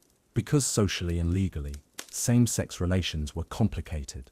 Islamic law condemned male-male sexual acts, particularly penetrative ones, and labeled them as serious sins. But desire, love, looking, writing poems, those were harder to police, and often weren't policed at all. So long as things stayed in the realm of metaphor, and nobody got too explicit, many poets found room to express exactly what they felt. And let's not pretend the audience didn't understand. Readers of the time knew what was being implied. These weren't cryptic riddles, they were loud, sometimes shockingly so, and yet they were preserved, copied, admired. That tells us something. Whatever society's formal stance, emotionally and artistically, these expressions had a place. There were even collections of erotic anecdotes, like the Book of Songs by al-Isfahani, or the Encyclopedia of Pleasure by Ali ibn Nasr al-Khatib, that included stories of same-sex relationships alongside heterosexual ones. A servant in love with his master, two poets exchanging verses by candlelight, a courtier describing his failed pursuit of a boy with a gaze like the moon caught in glass. Real fiction. It's hard to say, but the fact that these stories were told, repeated, even celebrated speaks volumes. Women's same-sex relationships, on the other hand, were far less recorded, partly because women's private lives were often hidden from public view, and partly because male scribes didn't prioritize writing them down. Still, there are hints in poems, in satirical stories, in legal debates about women who imitated men. These glimpses suggest that same-gender affection between women existed, was discussed, and in some circles worried people. But the records are faint. One quirky tidbit: some medieval dictionaries included slang for same-sex flirtation, words that meant to gaze with longing, to compliment another man's beard, or to sit too close in the bathhouse. Not official terms, but real ones, used enough that someone bothered to define them. So what did same-gender dating look like? Often, it followed the same patterns as heterosexual courtship: glances, poetry, letters, longing from afar, only with more risk. A servant might pine for a scribe, a scholar might write secretly about his student, a traveler might fall for a fellow caravan member, all while knowing that if it ever became public, there could be consequences. But the feeling itself, that wasn't always criminalized. In fact, some theologians argued that desire alone wasn't sinful, only acting on it was. Others went further, calling such feelings trials from God, something to endure, something to write about, which meant the poems weren't just love letters. They were confessions, prayers, cries for help, sometimes disguised as compliments. And yet, some poets didn't disguise anything. Abu Nawas, the bad boy of Arabic verse, wrote openly about drinking, lust, and romantic escapades with men. His work was scandalous, but popular.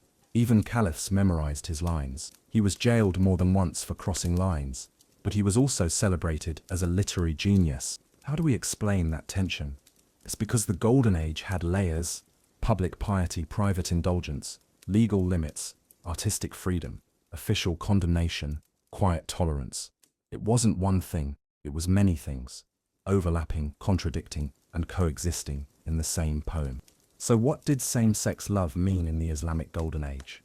It meant longing without language, or too much language. It meant pretending and performing. It meant writing your heart out and watching people pretend not to notice. It meant being careful, but still, somehow, being seen. And for some, that was enough. A line of verse, a returned glance, a shared secret. I spoke your name under my breath at prayer, and God, they say, forgives what the heart can't bear. For all its poetry and spiritual yearning, dating in the Islamic Golden Age was also deeply grounded in one very unromantic truth: money mattered. A lot. Because behind every love poem, behind every courtship ritual or marriage contract, was an economy that shaped what people could afford to feel. Silk costs, dowries needed to be negotiated. Gifts weren't just sentimental, they were transactions. And if you wanted to date, you needed to know how much affection cost. Let's talk numbers. In the cities, Baghdad, Cairo, Isfahan, courtship rituals weren't just about emotional connection, they were about economic readiness. A man couldn't approach a woman's family without being able to support a household. That meant a job, land, trade income, or at the very least family wealth. No gold, no go. And the woman, she brought her own assets to the table. A dowry, was legally required, yes, but she also brought skills, education, and sometimes property. In many regions, elite women ran businesses or managed inheritances. A marriage was a partnership, but often also a merger. Two networks of wealth, power, and reputation coming together. This wasn't shallow, it was survival. A well-matched couple could expand trade connections, combine households, and secure social status. That didn't mean love wasn't real. It meant that love, in practice, had to be funded. One mainstream detail. The mahr, the gift a groom gave the bride, wasn't symbolic. It was real money, or goods, or livestock, or jewelry, and she got to keep it. It was hers, separate from any shared wealth. That made it a kind of insurance policy, especially if things went badly later. And that's not all. Courtship came with expected expenses. Gifts during engagement, perfume, fabric, sweets, sometimes even slaves or exotic birds, were more than romantic gestures. They signaled serious intent. Skimp on the gifts, and the woman's family might assume you weren't invested, or worse, that you couldn't be invested. And speaking of investment, the wedding itself, not cheap. Families threw banquets, hired musicians, offered gifts to neighbors, and bought clothing for both families. In some cities, a full wedding procession could stretch through multiple districts, complete with torchbearers and dancing girls. One father of the bride in 10th century Cordoba reportedly spent the equivalent of 5 years' salary on a wedding just to impress his rivals. Love, yes. Ego, also yes. But it wasn't all about showing off. Economics shaped who could date in the first place. Merchants tended to marry merchants' daughters. Scholars often married within their intellectual circles. A poor man might admire the local noble's daughter from afar, but without money or status he couldn't even start the conversation. That led to a lot of unrequited poems, and more than a few tragic love stories. That said, wealth didn't guarantee romance. Some of the saddest verses came from people stuck in loveless marriages, made for political or financial gain. A merchant's daughter married off to a distant cousin, a prince forced to wed a woman he barely knew. The money was there, the feelings weren't. And then, of course, there were concubines and slaves, a whole other layer to the love economy. Elite households often included women brought from other regions, captured in war, sold by brokers, or gifted as political gestures. Some of these women became educated, powerful, even beloved. Others were entirely voiceless. In certain courts, love for a concubine could disrupt the usual rules. Rulers became obsessed. Poets lost themselves. In one famous case, a caliph's devotion to a concubine caused him to neglect state affairs. The treasury crumbled, but her perfume business thrived. Historians still debate whether these relationships were romantic or exploitative. The answer is probably both. Concubines weren't free, but some gained power, autonomy, and even emotional influence, especially if they could read, write, and play music. In that world, cultural capital could turn into romantic leverage. One quirky tidbit. In some cities, perfume makers were treated like dating coaches. A well-blended scent wasn't just pleasant. It could signal status, mood, even availability. Men and women spent fortunes on imported musk, ambergris, and rose oil. One famous lover was said to have sent a vial of scent so intense it made its recipient faint. Historians note, probably an exaggeration, but still. And then there was fashion. Clothing was love's calling card. A well-cut robe, an embroidered veil, a new belt, all of it mattered. Looking good meant being taken seriously. It meant being visible in the right way. Some couples went bankrupt chasing elegance. Others carefully recycled last year's outfits, adding a new ribbon or pin to create the illusion of change. So what did all this mean for love? It meant that dating was never just about two hearts meeting in a moonlit courtyard. It was about resources. Could you travel? Could you afford gifts? Did you own land? Could you provide a stable life? Did you have enough for a wedding? Could you survive a divorce? In short, could you afford to love? And yet, for all that, people still tried. They saved for small gifts, wrote poems on scraps of paper when parchment was too expensive, shared oranges instead of gold rings. Because love, while tangled up in trade routes and economic systems, still found ways to bloom, even in dusty courtyards, even in debt. Because whether you had coins or poetry, the currency of love was always costly. Step behind the palace doors. Past the guards, past the curtains embroidered with gold thread. Past the marble hallways, humming with whispers. Tonight we're walking into the part of dating in the Islamic Golden Age that most people never saw. The harem, the court, the place where love wasn't just personal. It was political. Because when it came to the ruling class, caliphs, emirs, sultans, romance had a completely different rulebook. A public courtship might be about glances and poems, but here it was about power, influence, and sometimes survival. Let's start with the harem, not the fantasy version, full of lounging dancers and grapes. The real harem was a private wing of the palace, reserved for women of the household, wives, concubines, daughters, sisters and their servants. It was a closed world, heavily guarded, and nearly impossible for outside men to enter.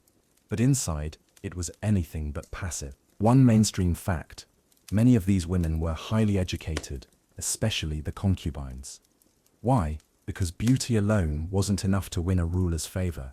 If you wanted to stand out, you needed poetry, music, wit, strategy. You needed to make yourself unforgettable, not just for a night, but in a room full of rivals, with the same goal. Some concubines became legendary. They influenced court decisions, shaped succession plans, and whispered advice in the ears of men with entire armies at their command. The best example, Shajarat al-Dur, a slave turned sultana. She ruled Egypt after her husband's death, navigating a court full of men who didn't want her there. She wasn't a side character, she was the plot. These women didn't just fall in love, they played politics through affection. Gaining a ruler's attention wasn't just about romance. It meant protection, gifts, maybe even a promise that your son would be heir. And if you lost that affection, you didn't just lose love, you lost power, maybe even safety. And the rulers, they weren't immune to love, but they were rarely free in it. Marriage was strategic, love was extra. A caliph might fall hard for a poetess or a singer, but he still had to marry a political ally's daughter. Sometimes the heart won, sometimes it got edited out of the story entirely. That tension led to some of the most emotional poetry in the entire era. Caliphs wrote verses to women they could never publicly acknowledge. Court ladies penned secret lines about being passed over or forgotten. The palace was full of feelings, but few people outside those walls ever knew. Of course, not all court romances were tragic. Some were scandalous. One 10th century emir was caught sneaking through servant quarters just to visit a favored concubine at night. Another fell in love with a woman who was already married to his advisor. That ended badly, but it made for some very juicy chronicles. One quirky tidbit: some rulers held poetry contests between lovers in the court, not officially of course, but informally during feasts, under lantern-lit trees, with musicians nearby. A concubine might sing a verse. A rival would answer. The ruler would listen, amused, flattered, manipulated, and probably already composing a reply in his head. And it wasn't only women using love as leverage. Male courtiers, too, flirted with power. A well-timed compliment, a gifted falcon, a line of elegant praise. These could raise your status. Love wasn't just a feeling, it was a weapon, a currency, a gamble. But let's not paint everyone as scheming. Real emotion existed here too. Some rulers mourned their lovers for years, commissioned buildings in their name, refused to remarry.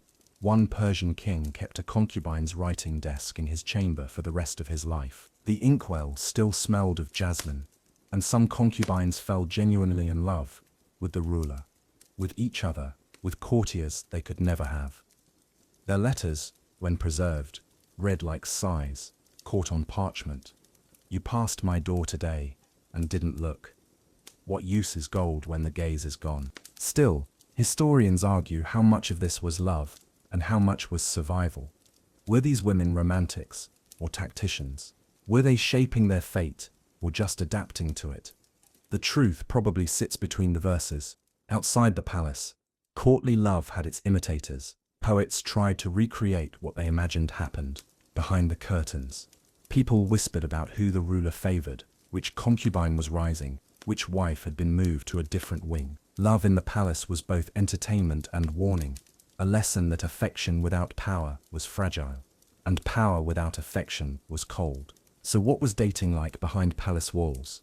It was complex, risky, sometimes tender, often calculated. You had to be clever, careful, and emotionally fluent in both verse and politics. A single smile could raise your status.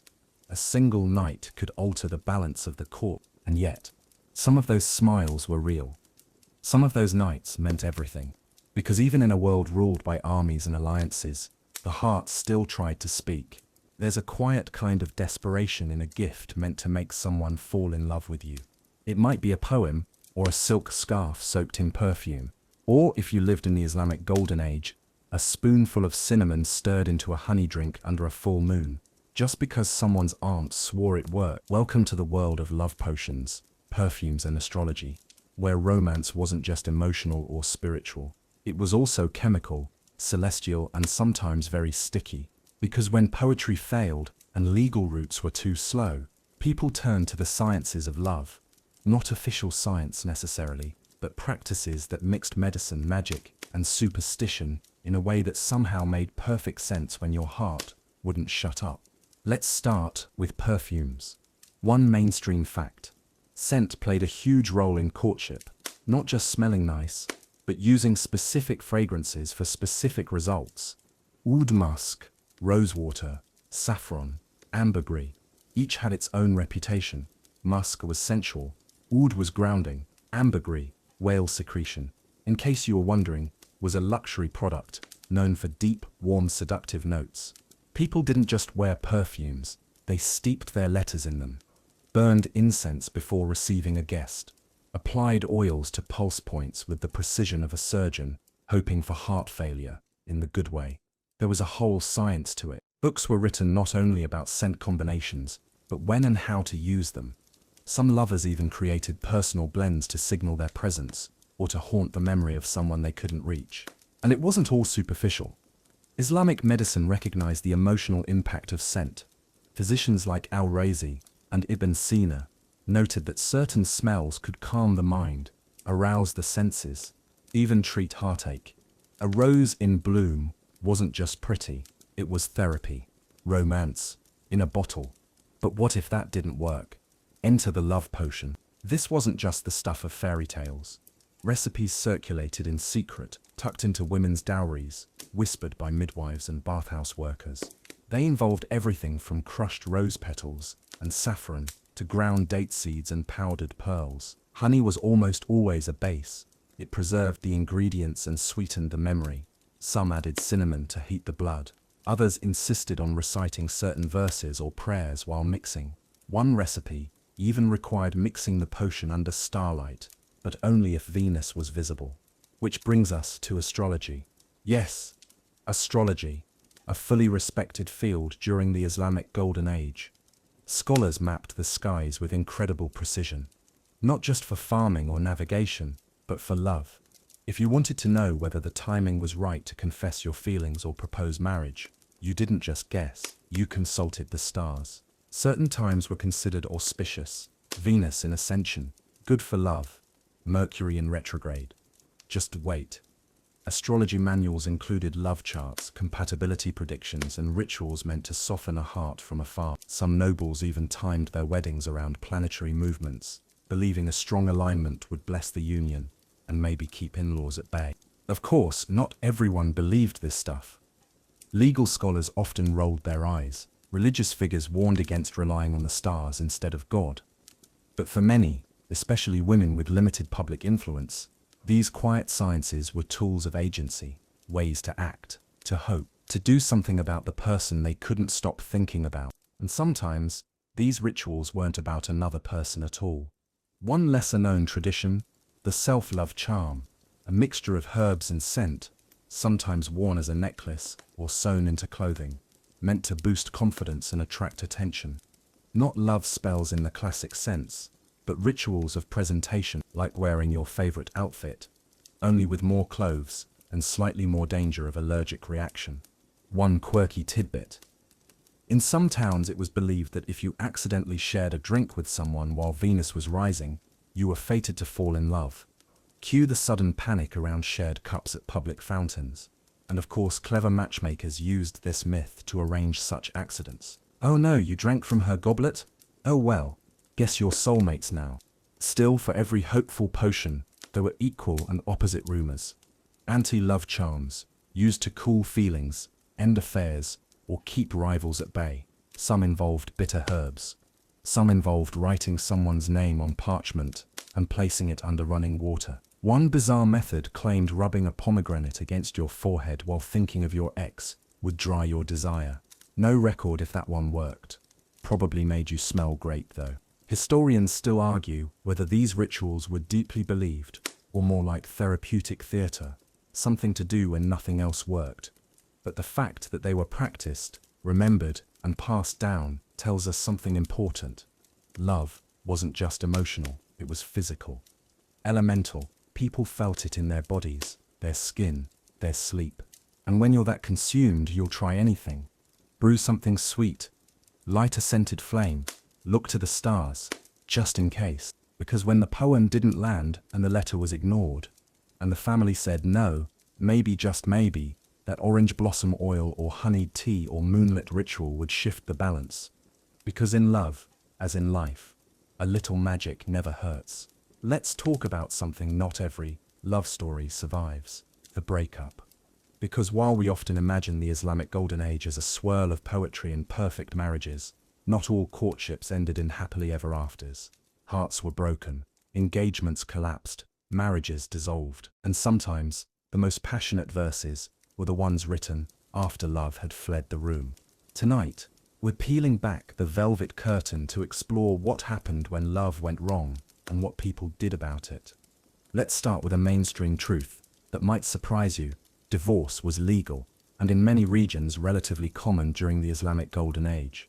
Both men and women had rights to end a marriage, though the process varied depending on location, legal school, and social class. And while breakups weren't celebrated, they weren't necessarily shameful either. In fact, some divorced individuals went on to remarry, sometimes more than once, and still remained respected in society. That said, divorces weren't always mutual. Men could issue a talaq, a formal declaration, while women had more complex routes, including hu, a kind of no-fault divorce where the wife returned her dowry, or appealing to a judge. But the emotional terrain, that was much the same as now. Confusion, sadness, anger, relief, sometimes all at once. And oh, the poetry! Broken Hearts wrote some of the Golden Age's finest verses. Jilted lovers, abandoned wives, dismissed concubines.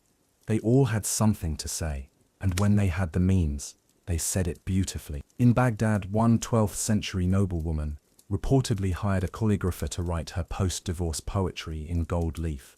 Petty? Yes. Powerful? Also yes. One of the most famous cases is that of Ibn Zaydun and Walada bint al-Mustaqfi. Yes, we've met them before. Their breakup was epic. She publicly rejected him in verse. He replied in tortured stanzas. Their feud became legendary, studied in classrooms centuries later. And even as they criticized each other, there was still a strange tenderness under the lines. A sense that love hadn't died, just changed form. Which raises a curious question. Was heartbreak considered shameful? Not exactly. Emotional suffering, especially if expressed in poetry, could even boost your literary reputation. You weren't weak, you were refined, sensitive, deep, someone who'd felt love so strongly, it nearly killed you. But in a beautiful, culturally approved way. You probably got invited to more poetry salons. But when the emotion was too raw for performance, people turned to rituals, remedies, and routines. Just like today, friends gathered to distract or console, food was brought, baths were taken. Time in the countryside was often prescribed for melancholy, and yes, there were medical texts that tried to cure heartbreak, listing symptoms like loss of appetite, insomnia, sighing, weeping, and excessive writing. So basically, being a poet. One quirky tidbit. A scholar in Cairo once advised heartbroken students to sleep in clean linen, avoid wine, and copy Quranic verses daily. Sound advice, though possibly less satisfying than rage writing your ex's faults in metered rhyme. Not everyone chose sadness. Some lovers, especially women with strong support networks, rebounded impressively. Stories abound of divorced women opening businesses, taking lovers, writing books, or traveling with female companions. They weren't always free, but they did make choices. A few even declined second marriages altogether, declaring, "Once was less than enough." Of course, breakups weren't always about emotional disconnection. Sometimes, they happened for practical reasons. A failed dowry negotiation, long-distance separations, fertility issues, or shifts in family alliances. And when politics entered the picture, say in royal courts, things could get messy fast. In one infamous incident, a sultan annulled his marriage after a dream convinced him his bride was cursed. Historians suspect more earthly reasons, but sure, blame the supernatural. The bride's father was furious. The divorce caused a diplomatic rift. No one came out of that one looking great. Still, people moved on. Letters stopped. Locks of hair were burned. Favorite songs got reinterpreted with new bitterness. And sometimes, people found love again. Wiser, warier, but still hopeful. Historians still argue whether emotional expression after breakups was a privilege of the elite, those with time to write, and audiences to read, or if ordinary people also found their own quiet ways to grieve. The record's murky, but the feelings, universe. So what was a breakup like in the Islamic Golden Age? It could be dignified, or messy. It could end in ink or silence. It might involve months of poetry or none at all. There were remedies, rituals, legal documents, and social repercussions. But most of all, there was the familiar ache of loving someone who no longer loved you back. And if you were lucky, you had the words for it. I built a garden in your name. Now I walk it alone, harvesting nothing but the silence. So what happens when you're madly in love, ready to make it official, and suddenly, everyone you know gets involved? Tonight, we're diving into the final hurdle of any serious romance in the Islamic Golden Age, getting the family on board. Because no matter how many poems you wrote or how dazzling your perfume game was, dating didn't become marriage without a very specific set of people saying yes. And no, it wasn't just the parents, it was everyone. The uncles, the aunts, the cousins, the neighbor who knew your mother's sister's husband from 3 caliphs ago. In this world, love wasn't just personal, it was a community affair. Let's get one thing straight first. Marriage was the end goal of most formal courtships. In public, you didn't date for fun. You pursued someone because you were thinking about marriage. If your feelings couldn't make it past the family committee, well, those feelings went into poetry, not contracts. Mainstream fact. A valid marriage under Islamic law required a contract, witnesses, and a declared dowry. And once that document was signed, it was legally binding. But before that signature, it was all negotiations, a chessboard of reputation, honor, and strategic questions like, yes, but does he own land? Or will her cousin cause drama at a... First, the families had to meet. In elite circles, this usually involved a formal proposal, where the suitor, or more often his father, approached the bride's family with gifts and a request. These meetings could be brief and cordial, or hours long depending on the stakes. Tea was poured, sweets were served. In some cases, verses were exchanged, each family trying to out-elegant the other with compliments and quotations from famous poets. But, behind the politeness, real scrutiny. The bride's family wanted to know if the man could support her, if he had a good reputation, if he had debts, if his relatives were the kind of people who would start a fight over wedding seating arrangements. And the groom's family, they wanted to make sure the bride came from a respected household, that she was modest, kind, and whispers here, fertile. These weren't abstract ideals.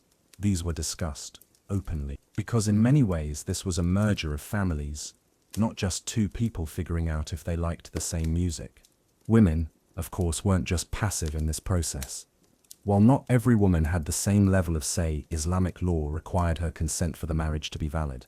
In many cases, particularly among urban middle classes and scholarly families, women were deeply involved in vetting the match. Some even rejected proposals outright, and their wishes were respected. Not always, but often enough to leave a paper trail of declined grooms and declined dowries. And if a family said no, that could end everything. Even if the couple was already in love.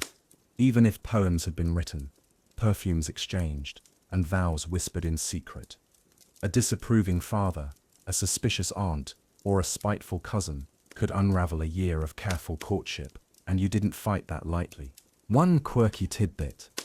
Some families hired matchmakers, professional women who knew everyone's business and could spot a compatible pair before either person had a clue.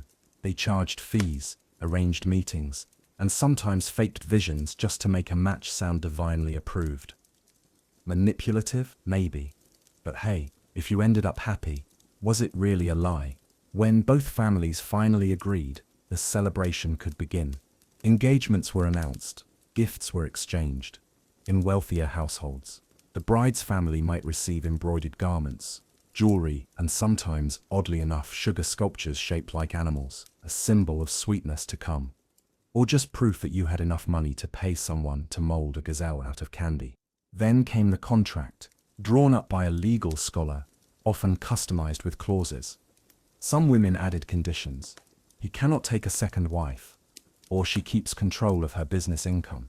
These weren't loopholes, they were standard. People negotiated love and life, like they negotiated everything else, carefully, with witnesses. Historians still argue whether love or family pressure drove most marriages. Some say feelings came first, then the families. Others argue families led, and love followed, or didn't. It's hard to say, but there's one thing no one doubts: the family's voice mattered. A lot. And yet, somehow, couples made it work. They found ways to be seen, to speak, to build bridges between their feelings and their families. And when those bridges held, weddings followed. Big ones, loud ones, glorious ones. So what was it like? Convincing a whole clan to bless your love. It was political, strategic, sometimes exhausting.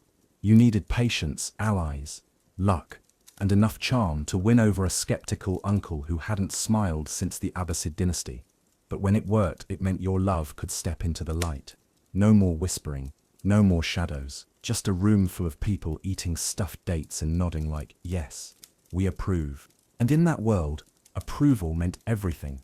The wedding wasn't the end of the story, it was just the intermission.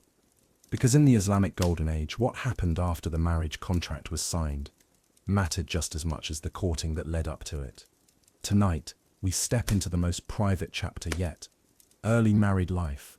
Those first weeks of adjustment, awkwardness, celebration, and sometimes disappointment. It's the part of dating history that's least written about, but maybe the most relatable. Because whether you were a Cairo merchant's daughter or a Cordoban calligrapher, marrying someone meant learning how to actually live with them. Let's start with the wedding night. One mainstream fact: the newlyweds didn't immediately jump into bed. First, there was often a zafaf procession, public, celebratory, and sometimes wild. The bride was paraded through the city with music, singing, and torchlight. In wealthier families, she might ride in a decorated litter, hidden behind silk curtains, while girls danced in the streets ahead of her. Basically, make way, love's arriving. After the public celebration came the private part. Not just intimacy, but adjustment. New home, new household, new expectations. And usually, an entire staff of family members waiting to see if the marriage worked. And no pressure. But everybody wanted to know if the couple had consummated the union. Not out of nosiness. Okay, a little bit. but because that moment sealed the marriage in the eyes of many communities. In some cases, a token, a cloth, a gift, a subtle announcement was used to signal that yes, it had happened. Still, early marriage life wasn't all incense and poetry. It was practical. Who wakes up first? Who manages the household? Is he messy? Is she talkative? Did they actually like each other now that the families were out of the room? That's where the real dating resumed, inside the marriage. And women didn't just become passive wives. One lesser-known reality. Many women maintained their own finances after marriage. If she had land, a shop, or investments, those remained hers, unless she chose otherwise. This gave married women a surprising amount of autonomy, especially in places like Damascus, Fez, or Shiraz, where merchant women were common. In fact, newly married couples often negotiated daily dynamics through these practical questions. Should she keep working? Could he bring in other wives? Would she handle servants? Or would his mother? Some of these arrangements were pre-negotiated in the marriage contract. Others were hashed out in real time, sometimes loudly, sometimes with grace.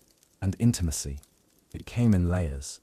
Not just physical, but emotional, intellectual. Some couples read poetry together, debated theology, or discussed politics over lentils. Others learned to communicate through quiet gestures. One famous scholar wrote that he knew his wife was angry when she stopped putting saffron in his rice. That was her way of saying, fix your tone, or find your own dinner. But not all marriages were bliss. Some started cold and stayed there. Others slowly warmed up. Some imploded quickly. If things went badly early on, the woman could request a separation, especially if the husband failed to meet basic obligations. Food, shelter, respect. The courts were surprisingly open to these cases, especially when the wife had a solid support network and clear evidence. One quirky tidbit. In some regions, it was common for a woman to visit her family for a few weeks after the wedding, not because anything was wrong, but to give the couple space to miss each other. A built-in breather. You'd just gotten married after all. Maybe you needed a break from all the feasting. And some couples, they thrived.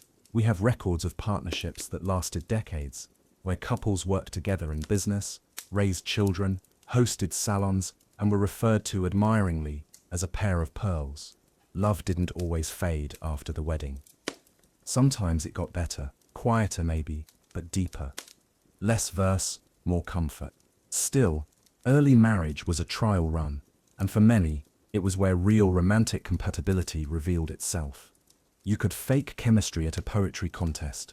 You couldn't fake being a good partner when someone's snoring through morning prayer or forgetting to refill the lamp oil again. Historians still argue how much emotional intimacy existed in early marriages versus practical cooperation. Some point to surviving letters between spouses, tender, teasing, even flirtatious, as proof that love was real. Others note the absence of romantic language in contracts and suggest that feelings came later, if at all. The truth, probably both. Just like today, some couples clicked, others coexisted. A few simply endured. So what was married life like in the first stretch? It was part domestic boot camp, part emotional puzzle, a test of patience, humor, and the ability to communicate without a translator. The wedding might have been a spectacle, but the real love story that started the next morning over flatbread and awkward small talk. And if you were lucky, the small talk turned into inside jokes, and then into something more. So let's say you're married now. The family's appeased, the contract's signed, the wedding's over, and early nerves have settled into a comfortable routine. The big question becomes, how do you keep love alive? Tonight we're looking at how couples in the Islamic Golden Age nurtured romance after the whirlwind, how they stayed connected, rekindled affection, and carved out moments of sweetness in a world full of expectations, chores, and occasionally in-laws with opinions. Let's start with a truth we tend to forget. Romantic love wasn't just for courtship. Many sources from the time show that deep, tender love between spouses was not only possible, it was admired. Classical Islamic teachings didn't cast marriage as a cold institution. Quite the opposite. Marriage was seen as a mercy, a source of companionship, and ideally a place of comfort for both partners. One mainstream fact. The Prophet Muhammad is often cited as a model of gentle spousal affection. Historical accounts describe him sewing his own clothes, racing with his wife Ayesha, and calling her by affectionate nicknames. These stories weren't just religious references, they set a cultural tone. Scholars wrote about them, poets praised them, and ordinary couples looked to them as inspiration. So how did real couples try to keep that flame alive? For starters, gift-giving didn't stop after the wedding. Husbands and wives continued to exchange small tokens, sweets, jewelry, fabrics, even little handmade things like embroidered handkerchiefs or personalized perfume blends. Some couples even had anniversary traditions, though they didn't call them that, marking special days with extra effort, a shared meal, a new robe, a walk in the garden. Speaking of gardens, yes, they mattered. Many homes, even modest ones, had small courtyards with plants or fountains. These weren't just decorative, they were romantic zones, quiet corners to talk, sip sherbet, and take a break from noisy family life. One 11th century poet described sneaking away with his wife to sit under a lemon tree and read her verses from Al-Mutanabi. If that isn't a medieval date night, I don't know what is. Conversation played a huge role. Some couples wrote notes to each other, left little poems under pillows, or debated stories over meals. In cities like Baghdad and Fez, there was a strong tradition of literary salons, and educated couples often hosted or attended them together. It wasn't unusual for a scholar to fall for his wife all over again when she casually dismantled someone's argument about astronomy. But not everything was lofty and intellectual. Many couples nurtured romance through playfulness. Jokes, teasing, shared pranks. One quirky tidbit: in some households it was common to try and surprise each other with unexpected flavors, sneaking a sour fruit into a sweet dish, for example, just to see the reaction. Harmless mischief, equal parts affection and chaos. Physical affection was also emphasized within boundaries. The idea of rahmah, mercy, and mawadda, loving kindness, meant that touch, presence, and tenderness were considered part of a healthy relationship. Holding hands, sitting close during storytelling, sharing a single cup of tea, these weren't just romantic. They were respectable ways to show care. Of course, not all marriages were naturally harmonious. Some required work. Counseling wasn't a formal institution, but there were wise elders, religious figures, and even judges who gave advice. Some wrote guides on conflict resolution, how to communicate without insulting, how to forgive, how to reset expectations without resentment. Realistic, if not always romantic.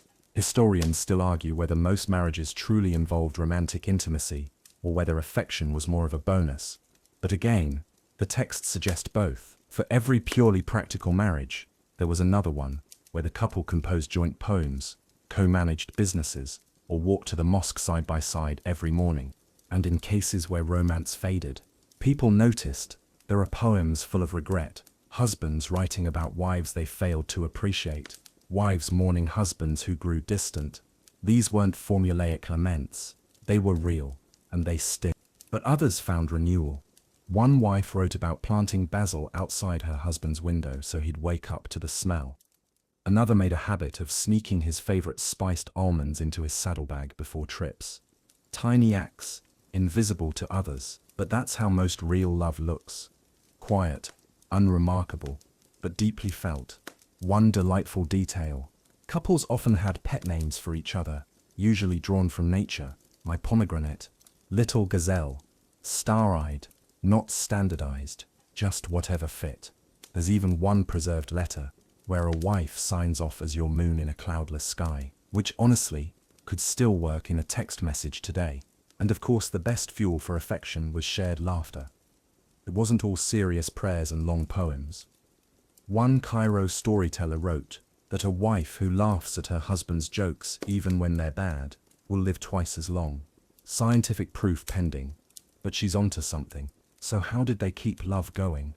With effort, with awareness, with tiny daily choices to listen, to surprise, to show up. They didn't wait for grand gestures.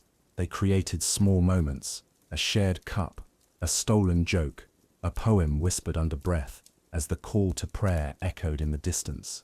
Because even in a world of arranged marriages, contracts and dowries, romance didn't just survive, it adapted, it found space in everyday life, in laughter over lentils, in poems scrawled on reused parchment, in the way someone adjusted the curtains so the morning sun wouldn't wake their partner too soon. That's not just survival, that's love. It's centuries old and still familiar. Now imagine this, you're in love, happily married, or maybe just a little tangled in courtship, but then, one day, your lover vanishes.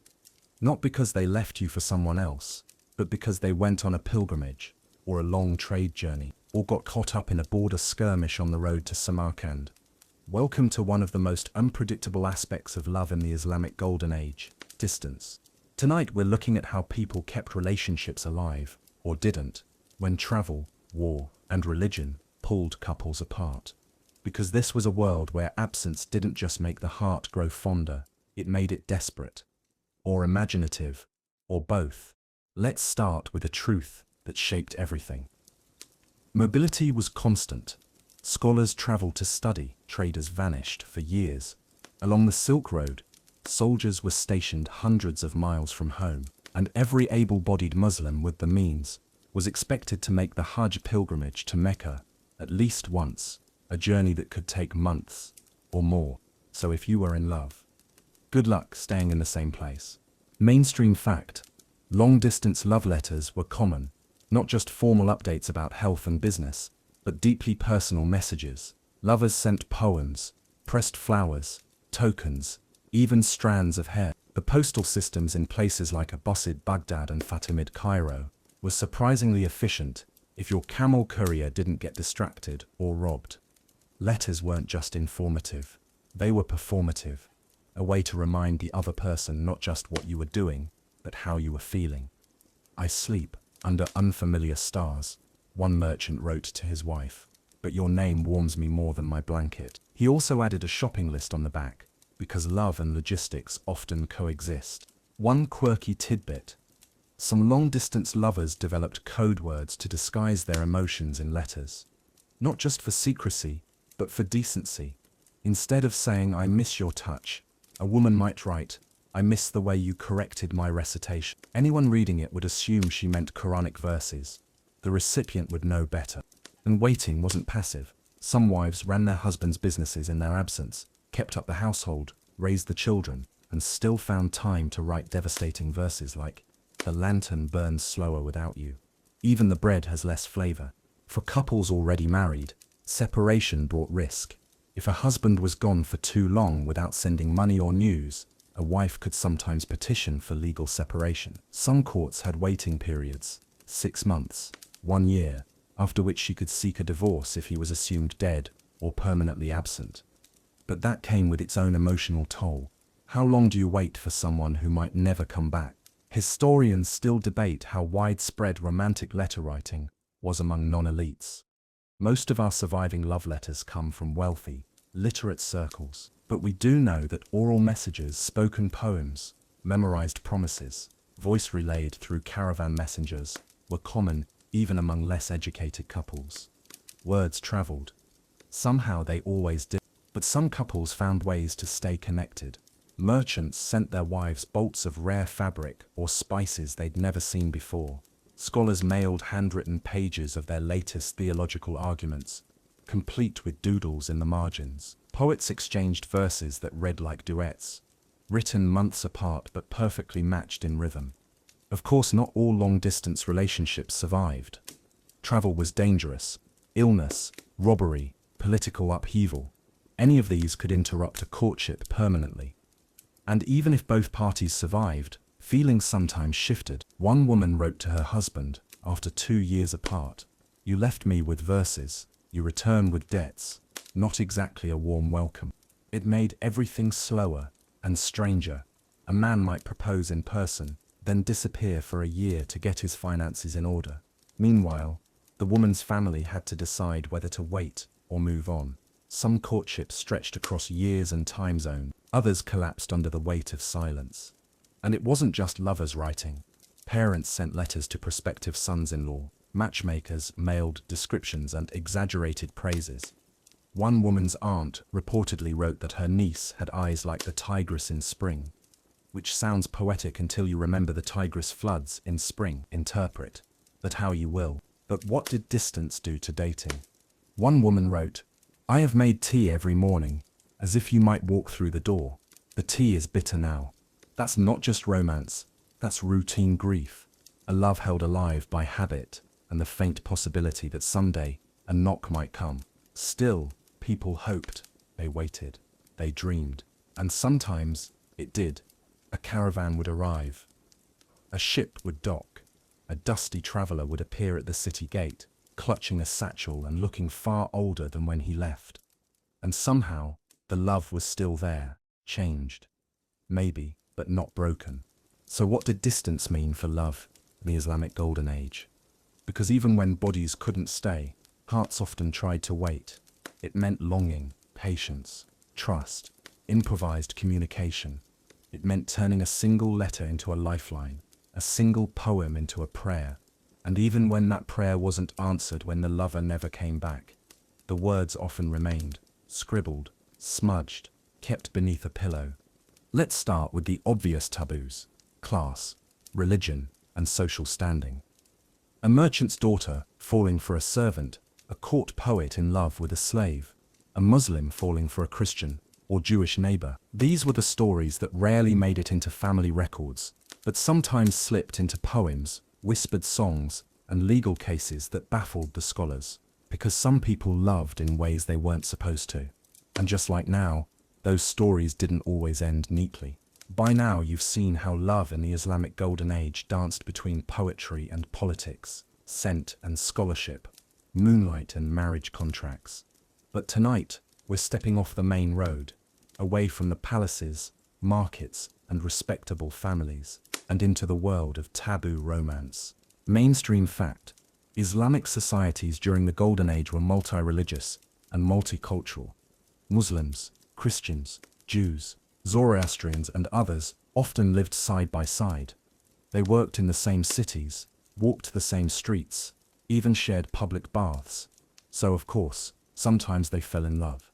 And then there were same-sex romances, another reality mostly hidden in public but deeply present in the literature.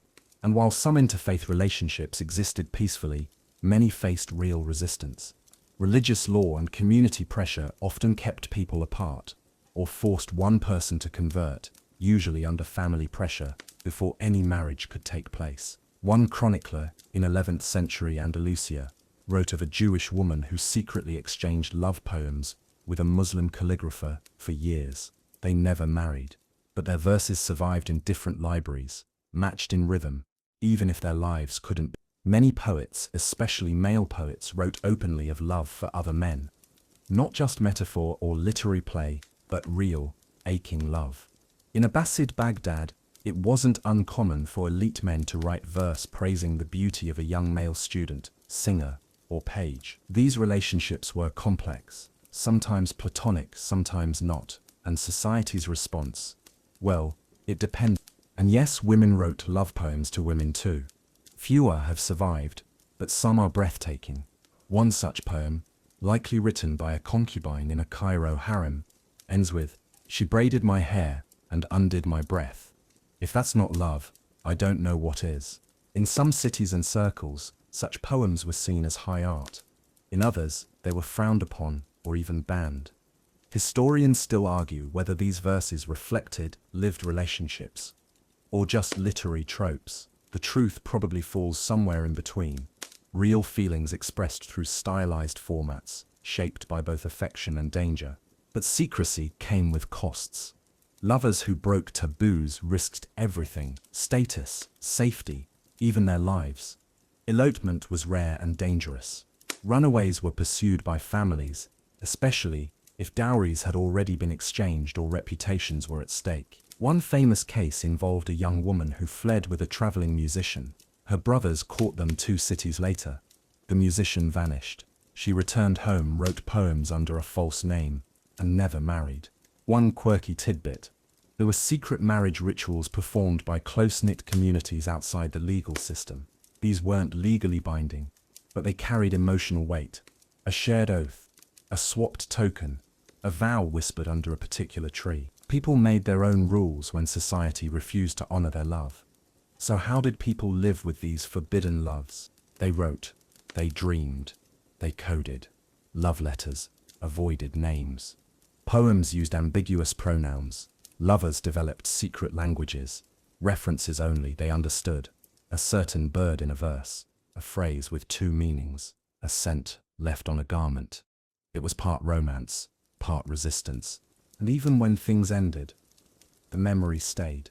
People buried keepsakes, carved initials into stone walls, kept a scarf folded in a box for the rest of their life. One old man in Damascus, decades after his secret lover died, still placed a single almond at the edge of the city fountain every week, because once she'd told him almonds reminded her of hope. Were these relationships real?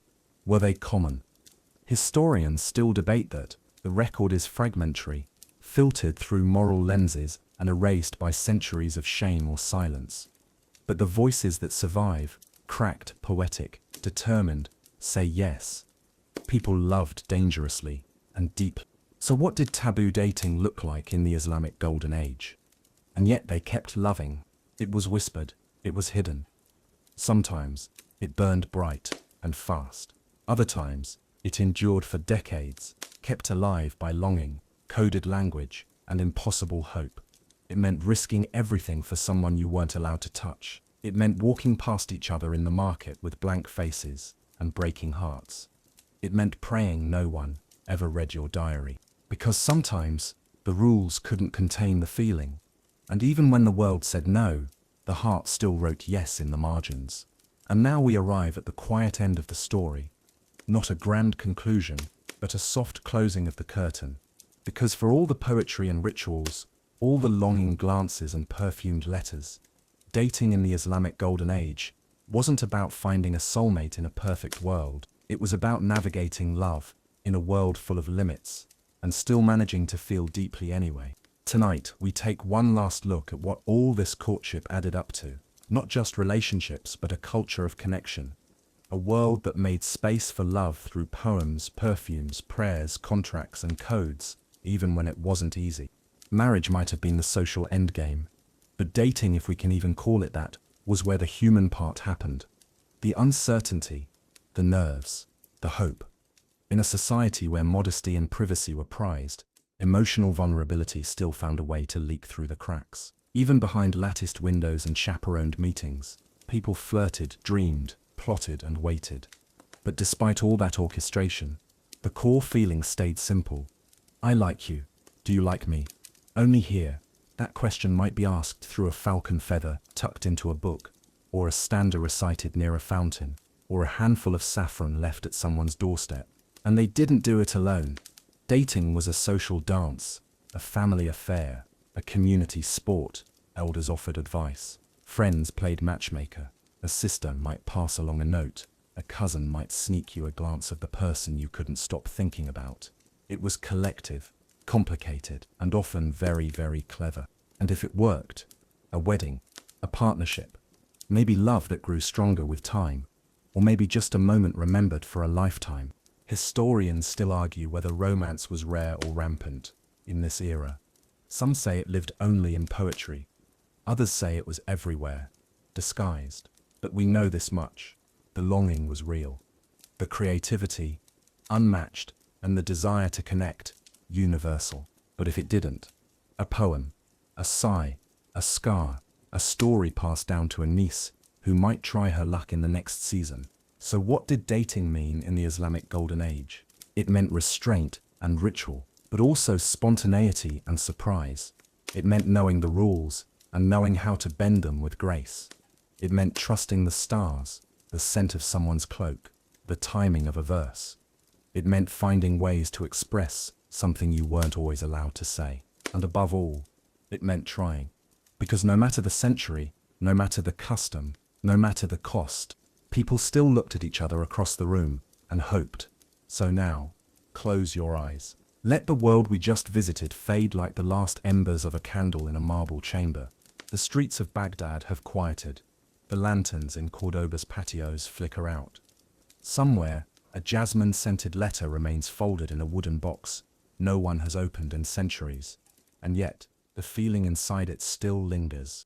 Tonight we've wandered through shadowed courtyards and golden salons, stepped between love letters and legal scrolls, listened to the way hearts beat under embroidered robes and behind veiled smiles. And somehow, in all that distant centuries, cultures, customs, we still found something that feels familiar. Because whether it was whispered by a concubine in a harem, sung by a court poet under starlight, or scribbled by a teenager behind her father's bookstand, the emotion was always the same: hope. The hope that someone might look back at you, might write you a verse, might wait at the gate, might stay. So if you're drifting to sleep now, carry that with you. The soft knowledge that even in the most complex of worlds, love found a way to exist. Quietly, beautifully, secretly, fully. And maybe it still does.